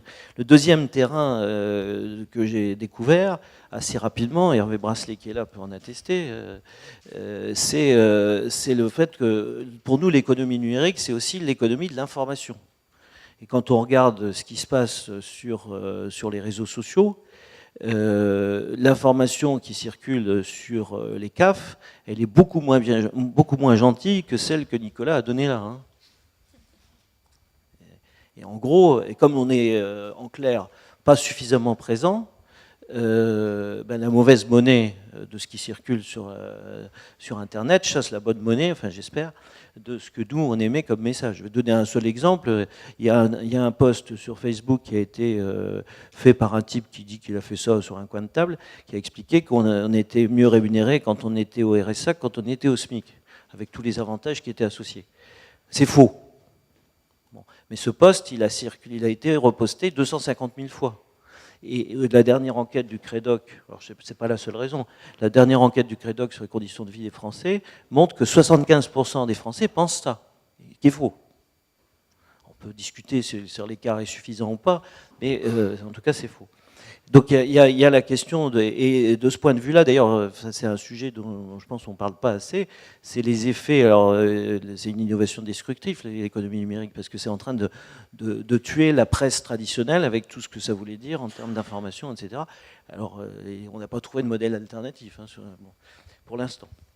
Le troisième sujet que j'ai découvert en arrivant, alors sur ce sujet, aujourd'hui, clairement, on a transféré Vie de Famille sur nouveau site, justement pour avoir notre journal Vie de Famille, dont on s'enorgueillissait, comment on dit, parce que c'est le principal tirage, enfin c'était le principal tirage sous forme papier, sauf que le transfert sur Internet fait que les taux de lecture sont extrêmement faibles, donc on est en train d'essayer de régler ça, parce que justement, cette économie de l'information est importante.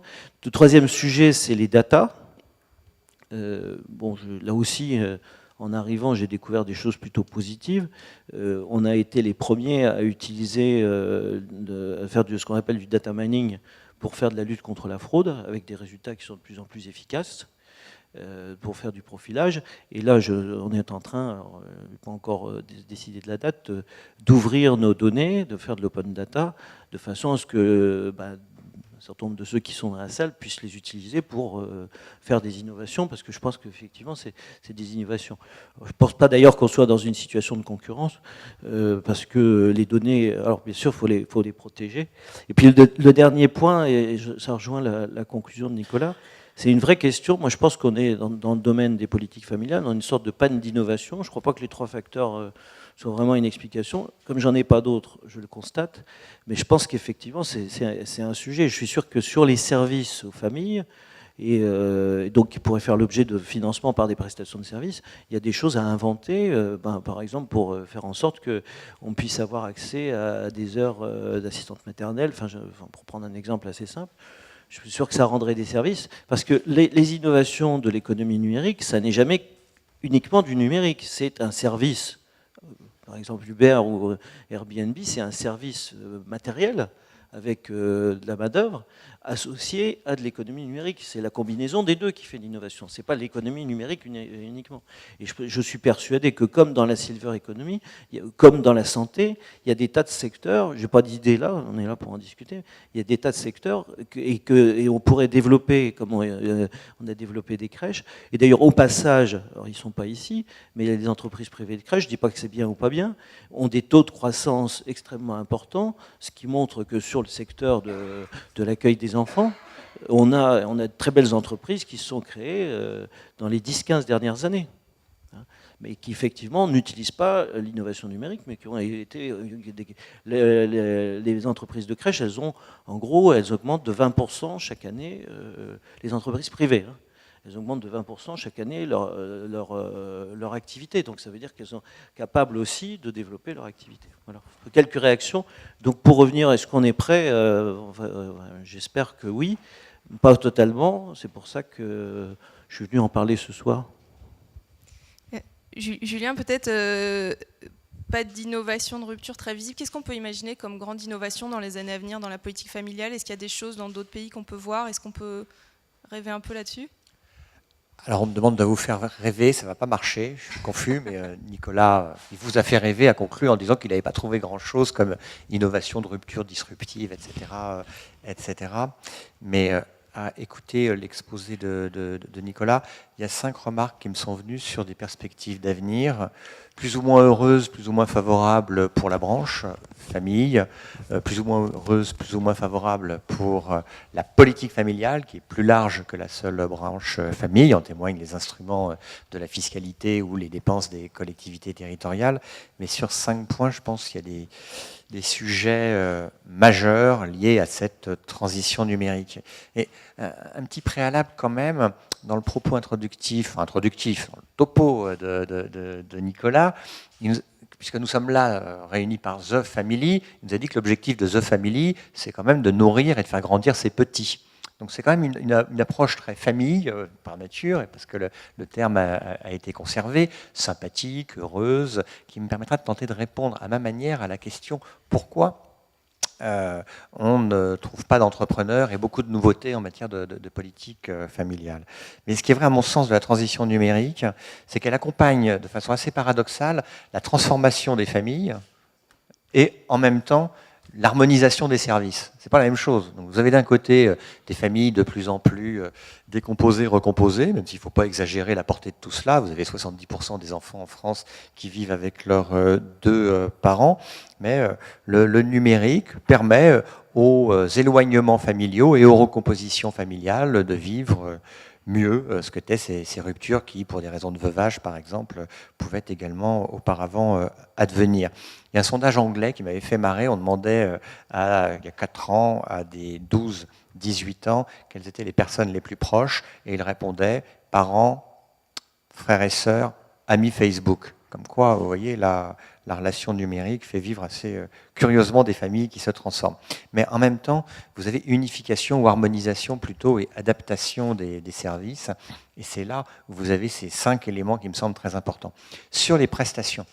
Alors, Daniel connaît ça par cœur, c'est une horreur, ces 75 milliards d'euros de prestations. Certaines ne sont pas des prestations versées aux allocataires, mais versées à la branche vieillesse pour financer des prestations aux personnes retraitées. Certaines sont sous conditions de ressources historiquement, elles ont été créées pour cela. D'autres, et pas des moindres, sont aujourd'hui modulées en fonction des ressources. C'est absolument incompréhensible, ça pose des problèmes de justice et d'interrogation majeure qu'une des questions déjà évoque. Je pense que le numérique permet aisément, sur le papier et dans les fichiers, mais après politiquement c'est un autre dossier, d'aller vers des unifications et fusions, qu'elles soient ou non souhaitables, allant jusqu'à ce que certains souhaitent, dont un membre éminent dans la salle, une prestation unique fusionnant l'ensemble des prestations sociales, familiales et de certaines aides fiscales. Ceci est réalisable, mais le seul défaut, c'est que politiquement, c'est coûteux et administrativement, c'est coûteux. Le deuxième sujet, c'est l'harmonisation des guichets et la transformation des guichets. Si un guichet numérique permet d'avaler toute la complexité de la législation et des situations, permet d'externaliser une relation de service relativement simple, on n'a même plus besoin de CAF à l'horizon de quelques années. Mais certains rétorquent que c'est le vieux rêve du guichet unique, c'est comme le vieux rêve du télétravail dont on parle depuis 40 ans. Aujourd'hui, la puissance des systèmes d'information fait que ceci est réalisable relativement aisément. Mais il est déjà compliqué d'avoir qu'une seule CAF par département.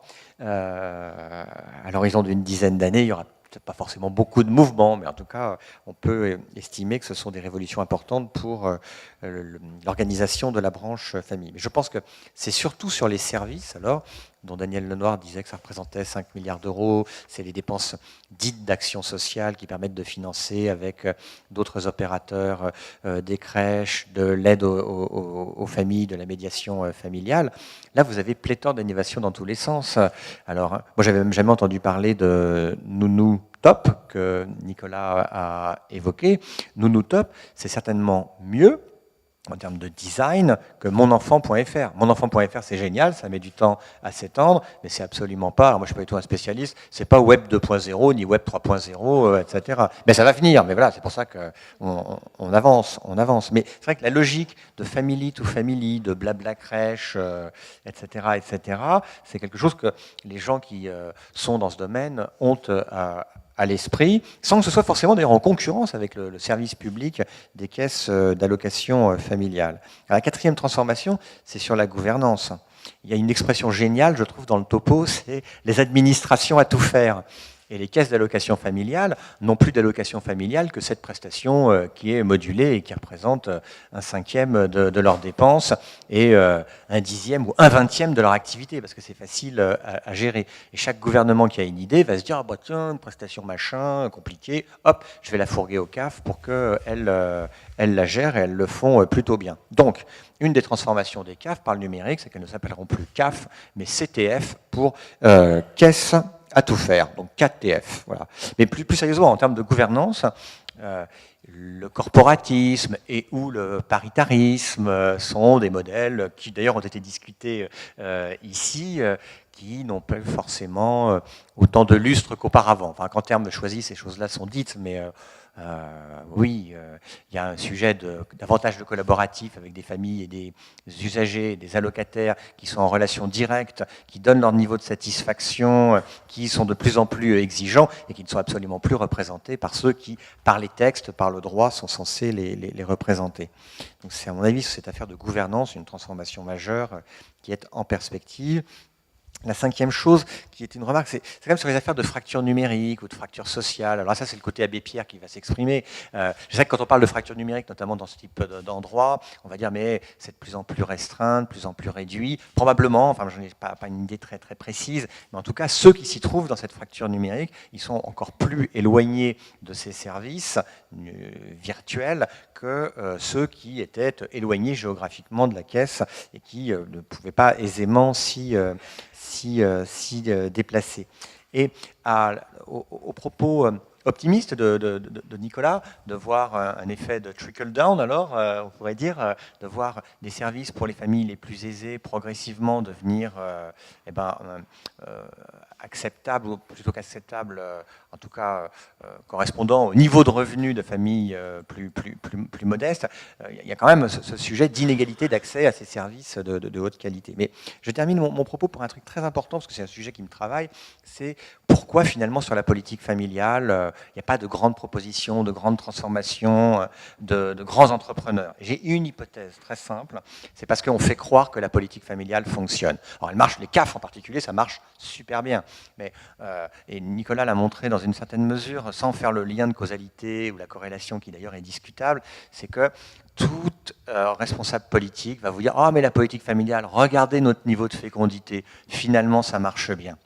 Et comme il y a un niveau de fécondité relativement élevé, même si inférieur à ces perfides Anglais, qui ont un représentant d'ailleurs dans la salle, hein, mais il n'était pas arrivé au moment où on a montré la courbe de la démographie anglaise, on est là, et se dit finalement la politique familiale, ça marche plutôt bien, on ne va pas trop y toucher, alors on rabote un peu là, quelques sous, mais on fait cette hypothèse que la politique familiale est là pour soutenir la fécondité. Et moi, je ne le crois absolument pas. On regarde la transition numérique, même la politique familiale a été faite historiquement pour faire des soldats. Aujourd'hui, si on devait continuer à avoir cet accent guerrier dans la politique familiale, il faudrait la concentrer sur les fils et filles d'ingénieurs de haut niveau pour faire des pilotes de drones et des concepteurs de nouveaux drones. Le sujet de la politique familiale, c'est plus de soutenir la fécondité, c'est de soutenir la vie des gens, une vie qui est aujourd'hui davantage numérisée. Mais je crois que ça répond à la question: pourquoi ne trouve-t-on pas d'entrepreneurs parce qu'ils n'ont pas d'enfants, parce que c'est pas scalable, etc., etc. C'est parce qu'on se trompe d'objectif prioritaire de la politique familiale et qu'on pense que ça marche. Voilà.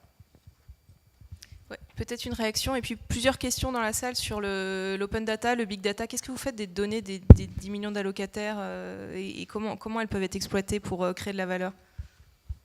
Je voudrais réagir sur l'histoire des drones, là, parce qu'il y a un événement qui, bon, enfin, je vais dire les choses, m'a traumatisé. C'est quand même les événements du début janvier.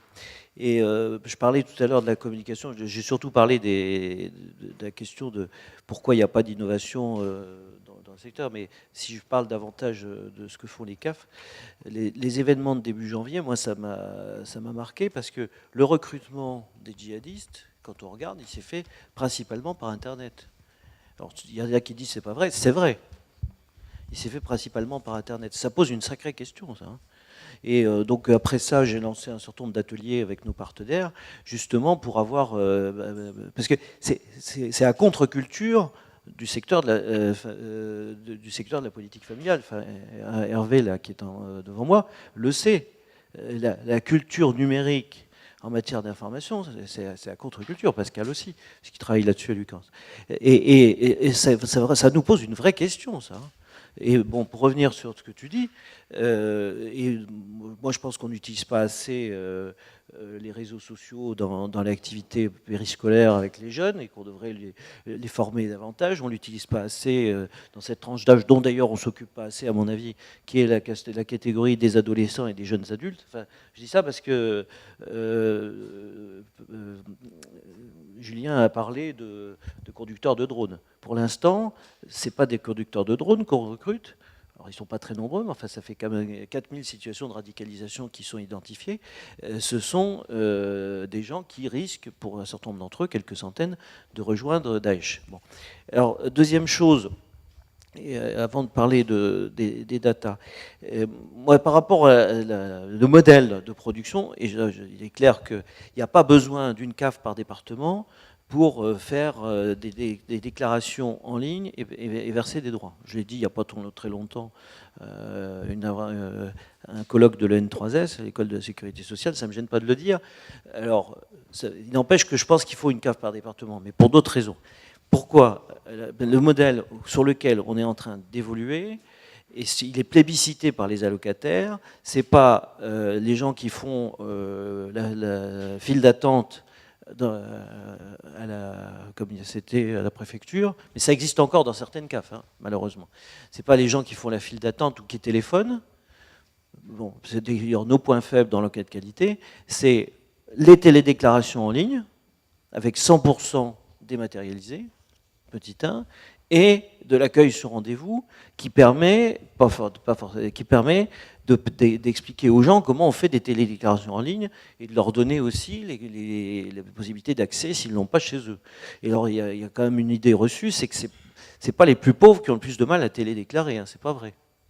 Donc ça, c'est le modèle.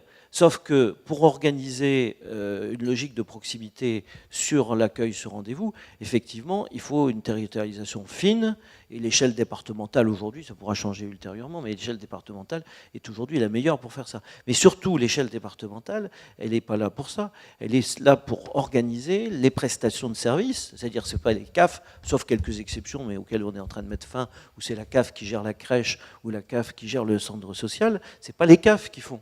Ce sont nos partenaires.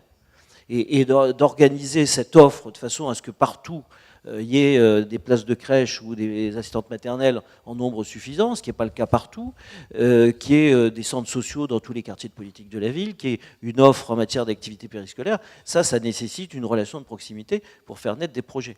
Et c'est là, organiser cette offre de service dans une logique de proximité. Alors je pense pas, alors ce qui caractérise les barbares, c'est le barbarisme. Scalam, j'avais pas bien compris ce que ça voulait dire.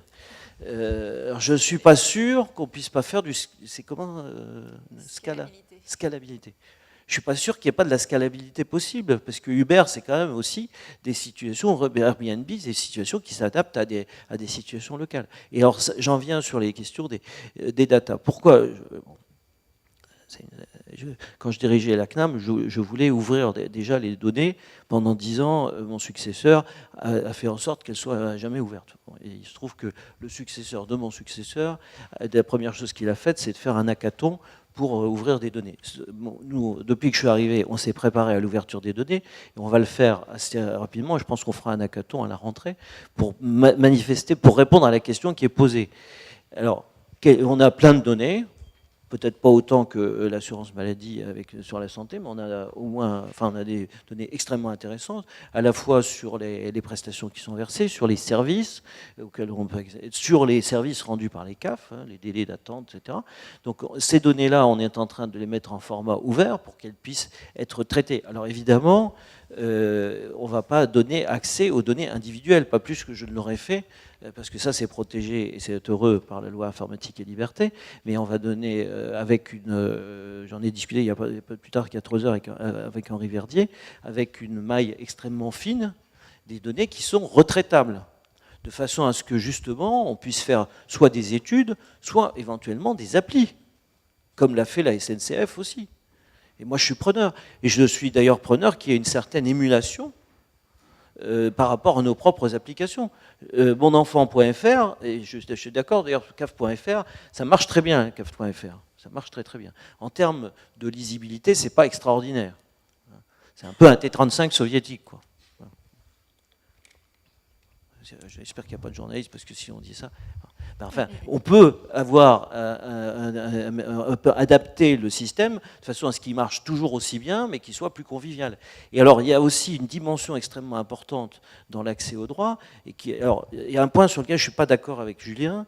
Je pense qu'on va aller plutôt, Nicolas l'a un peu laissé entendre, vers une diversification des prestations, parce que ça va dans le sens de la personnalisation. Et plus on va vouloir personnaliser, plus on va diversifier. Je ne crois pas ni au guichet unique, ni à la prestation unique universelle. Je pense que c'est pas ce que demandent les allocataires, et c'est pas ce que voudront les pouvoirs publics. Donc, et plus on dit, alors on pourra peut-être inventer une prestation unique, mais il y aura tellement de modules que de toute façon, ça reviendra au même. En revanche, l'économie numérique, ça permet au contraire, alors 2 choses. D'abord, d'internaliser la complexité. Déjà, c'était le cas avec l'informatique, mais là, ça internalise la complexité, non pas seulement dans le traitement de la prestation, mais dans la relation avec la prestation. Puis ça permet de faire quelque chose qu'on est en train de développer avec le SGMAP, c'est d'avoir des modules de simulation qui permettent de comprendre, d'avoir de la pédagogie sur la prestation. Parce que les gens, au bout d'un moment, ils ne comprennent plus. C'est tellement compliqué qu'ils ne comprennent plus. Avec un simulateur, on comprend. On essaye. Mais faites des simulateurs. Nicolas, ça a du sens de faire des simulateurs et ça a du sens de faire une prestation unique ou pas? Le grand savoir-faire des entrepreneurs dans l'économie numérique, ceux qui réussissent, c'est qu'ils savent tirer un trait entre ce qui doit être caché, ce qui doit être exposé, d'une part, et ce qui doit être standardisé et ce qui doit être personnalisé de l'autre. Alors, je signale ces 2 lignes de séparation parce qu'elles sont étroitement dépendantes. La première, c'est plutôt une ligne technologique, c'est quelle est la plateforme logicielle sur laquelle on s'appuie, quelles sont les ressources qu'elle expose, et au-dessus, de quelle manière on va assembler ces ressources. Et ça permet de renvoyer la 2e ligne de partage qui est ce qu'on propose à tout le monde et ce qu'on personnalise pour chacun.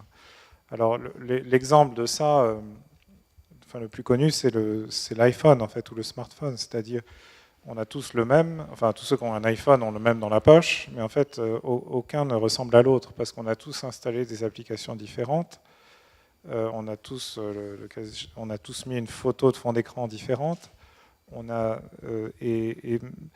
évidemment, il y a quelques variables comme la photo de fond d'écran ou la coque qui sont un peu dérisoires, mais les applications qui sont installées dedans, on puise pour installer des applications sur son iPhone dans un vivier qui est maintenant de plus d'1 million d'applications développées par des développeurs pour valoriser et proposer des variantes de ce que c'est que l'utilisation d'un iPhone. Et donc, la grande question, c'est ça, c'est que Apple n'a pas inventé et déployé elle-même ce million d'applications. Elle a mis à disposition des ressources normalisées, avec des conditions d'utilisation très strictes, mais normalisées, ce qui permet de jamais avoir à négocier avec qui que ce soit. C'est vous venez, vous vous servez, et si ça marche, on partage les bénéfices. Tout l'enjeu est là en termes de déploiement d'innovation. C'est que dans l'administration, on sait très peu faire ça. Mettre des ressources à disposition et laisser les gens les mélanger avec d'autres pour personnaliser une application ou une prestation. Pour moi, c'est un peu le même sujet, c'est-à-dire quelle est la prestation brute que chacun va pouvoir façonner pour lui faire épouser ses besoins particuliers, en fait, ou que chacun va pouvoir combiner avec d'autres prestations opérées par d'autres branches, le cas échéant, voire des services opérés par des opérateurs privés. C'est un peu ça, probablement la limite de l'exercice. Enfin, vous mentionniez les 5 milliards qui financent des prestations rendues par des opérateurs. Pour l'instant, peut-être je me trompe, mais on devine qu'il y a derrière tout ça une procédure d'agrément extrêmement compliquée, où on labellise, où on accrédite, etc. Et donc, tout opérateur qui a une idée et qui veut pratiquer des innovations doit d'abord passer sous les fourches codines d'une longue négociation, enfin, ou d'une longue procédure qui inclut des négociations, des formulaires, des accréditations, des formations, etc. L'innovation prospère vraiment quand on supprime ces étapes préalables et qu'on invite des opérateurs à dire bon, bah, allez-y, tirez sur les ressources, et puis on va bien voir, les usagers d'une certaine manière trancheront et détermineront ce qui marche pas. Et je pense que derrière ça, la diversification des services qui sont financés par la branche famille, c'est-à-dire l'invitation faite aux entrepreneurs de dire allez-y, emparez-vous des ressources que nous mettons à votre disposition, open data, mais aussi comptes particuliers des allocataires, créer des applications par-dessus ça et brancher à ces applications des services qui pourront être en partie financés par le Fonds national d'action sociale. Ça permet d'ouvrir un champ d'innovation qui ne va pas se faire à la marge ou qui va être réservé aux plus favorisés, mais qui va vraiment se développer pour les allocataires dans leur ensemble. La grande question, c'est que est-ce qu'on sait faire opérationnellement parlant? Parce que derrière tout ça, il faut déployer des plateformes, documenter des ressources, préciser des conditions d'utilisation, allouer les ressources humaines nécessaires pour faire tourner tout ça. C'est tout un métier qui est à inventer ou à déployer et qui est assez peu présent aujourd'hui dans quelque organisation que ce soit d'ailleurs. Enfin, là-dessus, qu'on se comprenne bien, je n'arrive pas à lire les tweets en même temps. J'ai pas réussi à me connecter sur la Wi-Fi. Parce que j'ai pas le... Non, c'est parce que j'ai pas le code. Qu'on se comprenne bien, il y a plusieurs niveaux d'innovation. La plupart des innovations dont vous parlez dans d'autres secteurs, c'est la combinaison entre des activités de service à la personne et de l'économie numérique. Mais il y a le fondamental, c'est quand même le service à la personne. Et l'économie numérique permet d'optimiser le service à la personne. Après, il y a une différence fondamentale entre la société américaine et la société française, c'est qu'effectivement, sur les services à la personne, c'est plus réglementé, et notamment dans le domaine de la petite enfance. Alors, dire que c'est trop réglementé, d'abord, je ne m'appartiens pas de le dire, et en plus, je ne le pense pas. Bon, il y a parfois des normes excessives, bon, dans ce cas, il faut les faire sauter, mais bon, et je ne pense pas que ça soit réellement un frein à l'innovation. Mais c'est vrai dans le service à la petite enfance, c'est vrai dans l'encadrement des activités périscolaires, c'est vrai dans l'encadrement des jeunes, etc. Tous les secteurs, mais il y a ce type d'innovation. Après, il y a des innovations de services numériques proprement dit. C'est là où on peut utiliser les data pour essayer de développer des nouvelles applications. Moi, je suis preneur. Nous, on a développé des applications, et d'ailleurs, parce que j'ai dit tout à l'heure, j'ai pas été très gentil avec les T35, on a quand même une application smartphone qui permet d'avoir mon compte en ligne, qui a été téléchargée 1,7 million fois, et sans qu'on fasse de publicité, parce qu'on avait juste peur que si elle était trop chargée, nos machines ne supportent pas. Donc finalement, elle s'est faite et ça a permis de développer au fur et à mesure. Et ça marche auprès de tas de publics. Bon, mais il peut y avoir aussi d'autres, la SNCF l'a fait, elle avait ses propres applications, elle a ouvert ses données, et il y a des applications concurrentes qui se sont développées. Et puis là, moi, ça ne me gêne pas du tout. Au contraire, si ça permet d'accéder aux droits ou d'accéder aux services, tant mieux. Mais là, c'est une innovation sur l'accès à l'information. Et puis ça stimulera aussi, on est en train de réorganiser toute la DSI de façon à ce qu'on soit capable davantage d'intégrer ces interfaces numériques. Parce que le cœur de notre système, de toute façon, là-dessus, on ne sera jamais concurrencé. Pour liquider les prestations complexes telles qu'on les liquide, on a un moteur, on est en situation de monopole et on sera toujours en situation de monopole tant que les prestations, et tant qu'il y aura des prestations légales. À mon avis, c'est pas demain la veille qu'on les supprimera, quels que soient les gouvernements. Après, il peut y avoir des débats, est-ce qu'il faut faire des allocations au logement ou pas? Mais bon, il y en aura aussi longtemps qu'il y aura des prestations légales, des débats. Mais tant qu'il y aura des prestations légales, le cœur du système, en plus, il n'y a pas d'intérêt à mettre ça en concurrence. En revanche, sur l'interface numérique sur l'information, c'est pas de la concurrence, pour moi, c'est de l'émulation. Julien, il y a un des tweets qui nous dit la complexité administrative fait repoussoir. Et aussi négative, on va dire, que la fracture numérique. Peut-être pour revenir un petit peu sur l'idée de fracture numérique, est-ce que la logique de proximité d'avoir une cave par département, c'est une solution pour essayer d'éviter en fait, qu'il y ait des gens qui restent un peu à côté, ou est-ce qu'on peut imaginer un système avec peut-être moins de caves physiques, ou comment est-ce qu'on peut résoudre cette question de fracture numérique ? Alors moi, pour résoudre ces problèmes de fracture numérique, dont je ne connais pas le périmètre total, je crois tout de même aux vertus des idées auxquelles on ne peut ne pas adhérer, de prestations unifiées, même si modulables pour s'adapter à l'infinité des diversités contenues dans la multitude, et de points d'entrée uniques, comme le dirait IBM, qui permettent à tout un chacun de ne pas verser dans le gloubi-boulga qu'est l'organisation de nos politiques sociales. Alors, il y a un mot à la mode en matière de politique sociale, c'est un mot qui est un mot rigolo, puisque c'est le mot assembleur, qui est un terme de programmation informatique. Et vous avez de ces temps-ci, dans la littérature, des départements, des villes, des réseaux de caisses de sécurité sociale, dont celui des CAF, qui vont vous dire « Oh là là !» Nous, sur un département, nous sommes l'assembleur, ou autre terme à la mode, chacun ses mots, nous sommes l'ensemblier. Comme tout le monde est l'assembleur et l'ensemblier, et comme tout le monde est le guichet unique, finalement tout le monde se renvoie les responsabilités. Ce que je pense, c'est que l'outil numérique, la puissance aujourd'hui des systèmes, permet de l'émulation. C'est quand même aussi de la concurrence, je trouve, qui n'est pas frontale, ou parfois qu'il est dans certains départements, entre certains conseils départementaux et des conseils de caisses de sécurité sociale, et que certains sont mieux armés que d'autres. Moi, quand je suis arrivé dans la branche famille il y a longtemps, je me demandais qu'est-ce qu'il y a dans une caisse d'allocation familiale. Alors, qui dans la salle est déjà entré dans une caisse d'allocation familiale? Pas seulement au guichet, mais pour voir ce qu'il y avait à l'intérieur.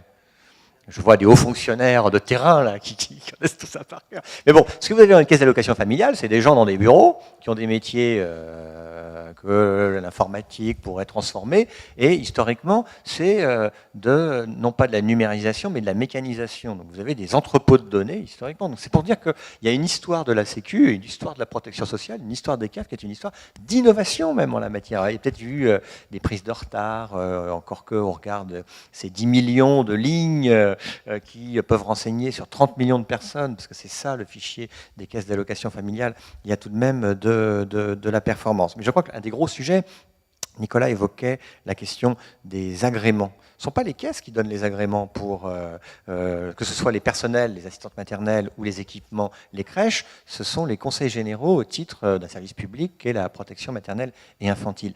Mais que ceci coexiste. Est-ce que c'est heureux d'un point de vue, je ne sais pas, si on veut faire perdurer les institutions, oui, mais s'il n'y avait qu'une seule institution qui faisait les deux, ça fonctionnerait bien mieux. Sur les prestations ou la prestation unique, alors il y a l'exemple anglais ces temps-ci de la création, un SMS était envoyé là, du Universal Credit. Alors le truc, c'est que les Anglais ont de la chance, parce que c'est facile pour eux de fusionner des prestations, parce qu'elles sont toutes gérées de la même manière. Mais nous, lorsque l'on veut fusionner le RMI et l'API, ça a été évoqué, on l'a fait, c'est-à-dire qu'on a appelé d'un autre nom l'API, voilà, ça s'appelle le RSA majoré, mais si on veut fusionner avec l'allocation de solidarité spécifique, qui est un des sujets techno à fort enjeu d'organisation, bah, c'est problématique parce que ça vient de Pôle emploi, et ça sera géré par les CAF ou vice-versa. Si on veut aller encore plus loin, bah, c'est décortiquer des institutions tout à fait différentes, et c'est pourtant ce qui permettrait d'avoir la plus grande lisibilité pour tout le monde. Alors je ne sais pas s'il faut une prestation unique, parce qu'évidemment il faut la moduler de façon infinie maintenant aux desiderata des uns et des autres, mais ceci compte. Il y avait une question sur la prime d'activité d'ailleurs, qui était pourquoi les CAF?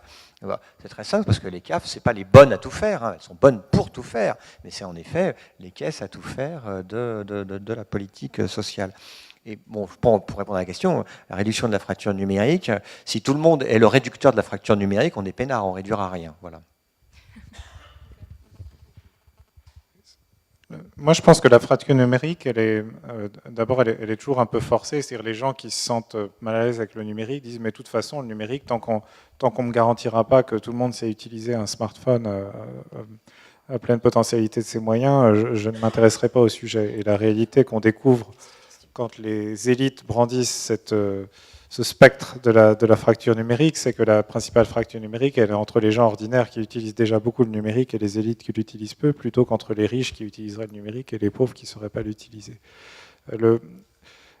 La fracture numérique, elle se réduit par le design, pas par la technologie, mais par le design. C'est en rendant l'expérience simple, évidente, quand ça se passe de mode d'emploi, quand on peut sans risque appuyer sur un bouton et découvrir instantanément, intuitivement, quel genre de service ça rend, qu'on peut s'approprier une application et l'utiliser avec la pleine potentialité de ses moyens. Et de ce point de vue-là, c'est intéressant cette discussion sur uniformité, personnalisation, parce que face à la complexité administrative, on réalise au fil des discussions de cafés du commerce diverses qu'on a toujours deux façons radicalement opposées de répondre. Il y a ceux qui disent, bon, puisque c'est complexe, je voudrais qu'au moins toutes ces nombreuses prestations compliquées soient bien rangées sur étagère pour que je puisse moi-même faire mon marché et comprendre quelque chose. Et donc ça, c'est l'approche du grand répertoire ou du portail d'information, etc. Et l'autre approche dit, moi, je ne veux même pas avoir à connaître de la multiplicité de ces prestations, en l'occurrence. Je veux juste que quelqu'un se mette à l'écoute de mes besoins et les assemble pour moi dynamiquement dans une expérience unique et intégrée dont je ne veux surtout pas connaître les détails techniques. Et en fait, l'approche design, c'est la deuxième approche. Et c'est là qu'on est renvoyé aux enjeux de quelles sont les ressources élémentaires et quelle marge de manœuvre on donne aux acteurs de terrain, aux fameux assembleurs ou ensembliers, pour s'emparer de ces ressources, les mélanger et en faire une application immédiatement intuitive, fluide et stimulante et utile et agréable à utiliser pour l'usager, la locataire, etc. Alors, et je finirai là-dessus, c'est parce que ces termes parfaitement technocratiques que je reconnais très bien, d'assembleur, d'ensemblier, etc., il y a des grandes vagues, des modes successifs, en fait. Mais il se trouve que dans le monde du développement informatique, il y a la même chose. On appelle ça des mash-up, des mélanges, c'est-à-dire une application. La plupart des applications qu'on utilise aujourd'hui, on ne s'en rend pas compte, mais vont se brancher sur plusieurs serveurs, souvent opérés par des entreprises différentes, et pompent dans ces serveurs des informations ou des données différentes pour les assembler, parfois dynamiquement, en fonction des clics, et créer une application, un écran, un site web qui en fait est personnalisé. On dit par exemple que la page d'accueil d'Amazon, dont tout le monde pense qu'elle est la même pour tout le monde, est en fait l'assemblage dynamique de 300 catégories de ressources différentes qui toutes sont sélectionnées en fonction des informations dont Amazon dispose sur l'utilisateur qui vient de commander le chargement de la page. Donc ce mélange dynamique de 300 catégories de ressources, c'est ça ce que permet de faire le numérique, en fait. Et Et dans ces réflexions-là, du coup, la discussion, elle est vraiment sur les deux plans. C'est comment on structure dans la soute le système d'information pour pouvoir charger dynamiquement ces différentes catégories de ressources, les mélanger à la volée pour s'adapter aux besoins particuliers d'un allocataire. Et l'autre champ de questionnement, c'est comment on design l'interface pour que ce soit immédiatement compréhensible et utile pour l'utilisateur. Et la réalité cruelle, c'est que ce n'est pas du tout le même métier. Et que c'est pour ça que dans l'économie numérique, il y a une spécialisation un peu spontanée qui se fait entre ceux qui savent opérer des grands systèmes dans la soute et ceux qui savent designer des applications, mais souvent sur des niches pour des tout petits segments d'utilisateurs qui vont apprendre à satisfaire parce qu'ils ont des besoins relativement uniformes à une toute petite échelle. Et d'une certaine manière, nous en France, et ça se voit à nos branches de sécurité sociale, on est très fort dans l'opération de grands systèmes jusqu'au client final. Mais aujourd'hui, le client final est devenu rétif à ce traitement de masse jusqu'à lui-même. En fait, il préfère que ce soit renvoyé dans la soute et que le dernier mètre, la dernière étape, soit prise en charge par quelqu'un qui va commencer par apprendre qui il est et ensuite se pencher dans la soute pour y prendre toutes les ressources qu'il va falloir assembler à la volée ou mélanger, hein, pour reprendre le terme plus informatique.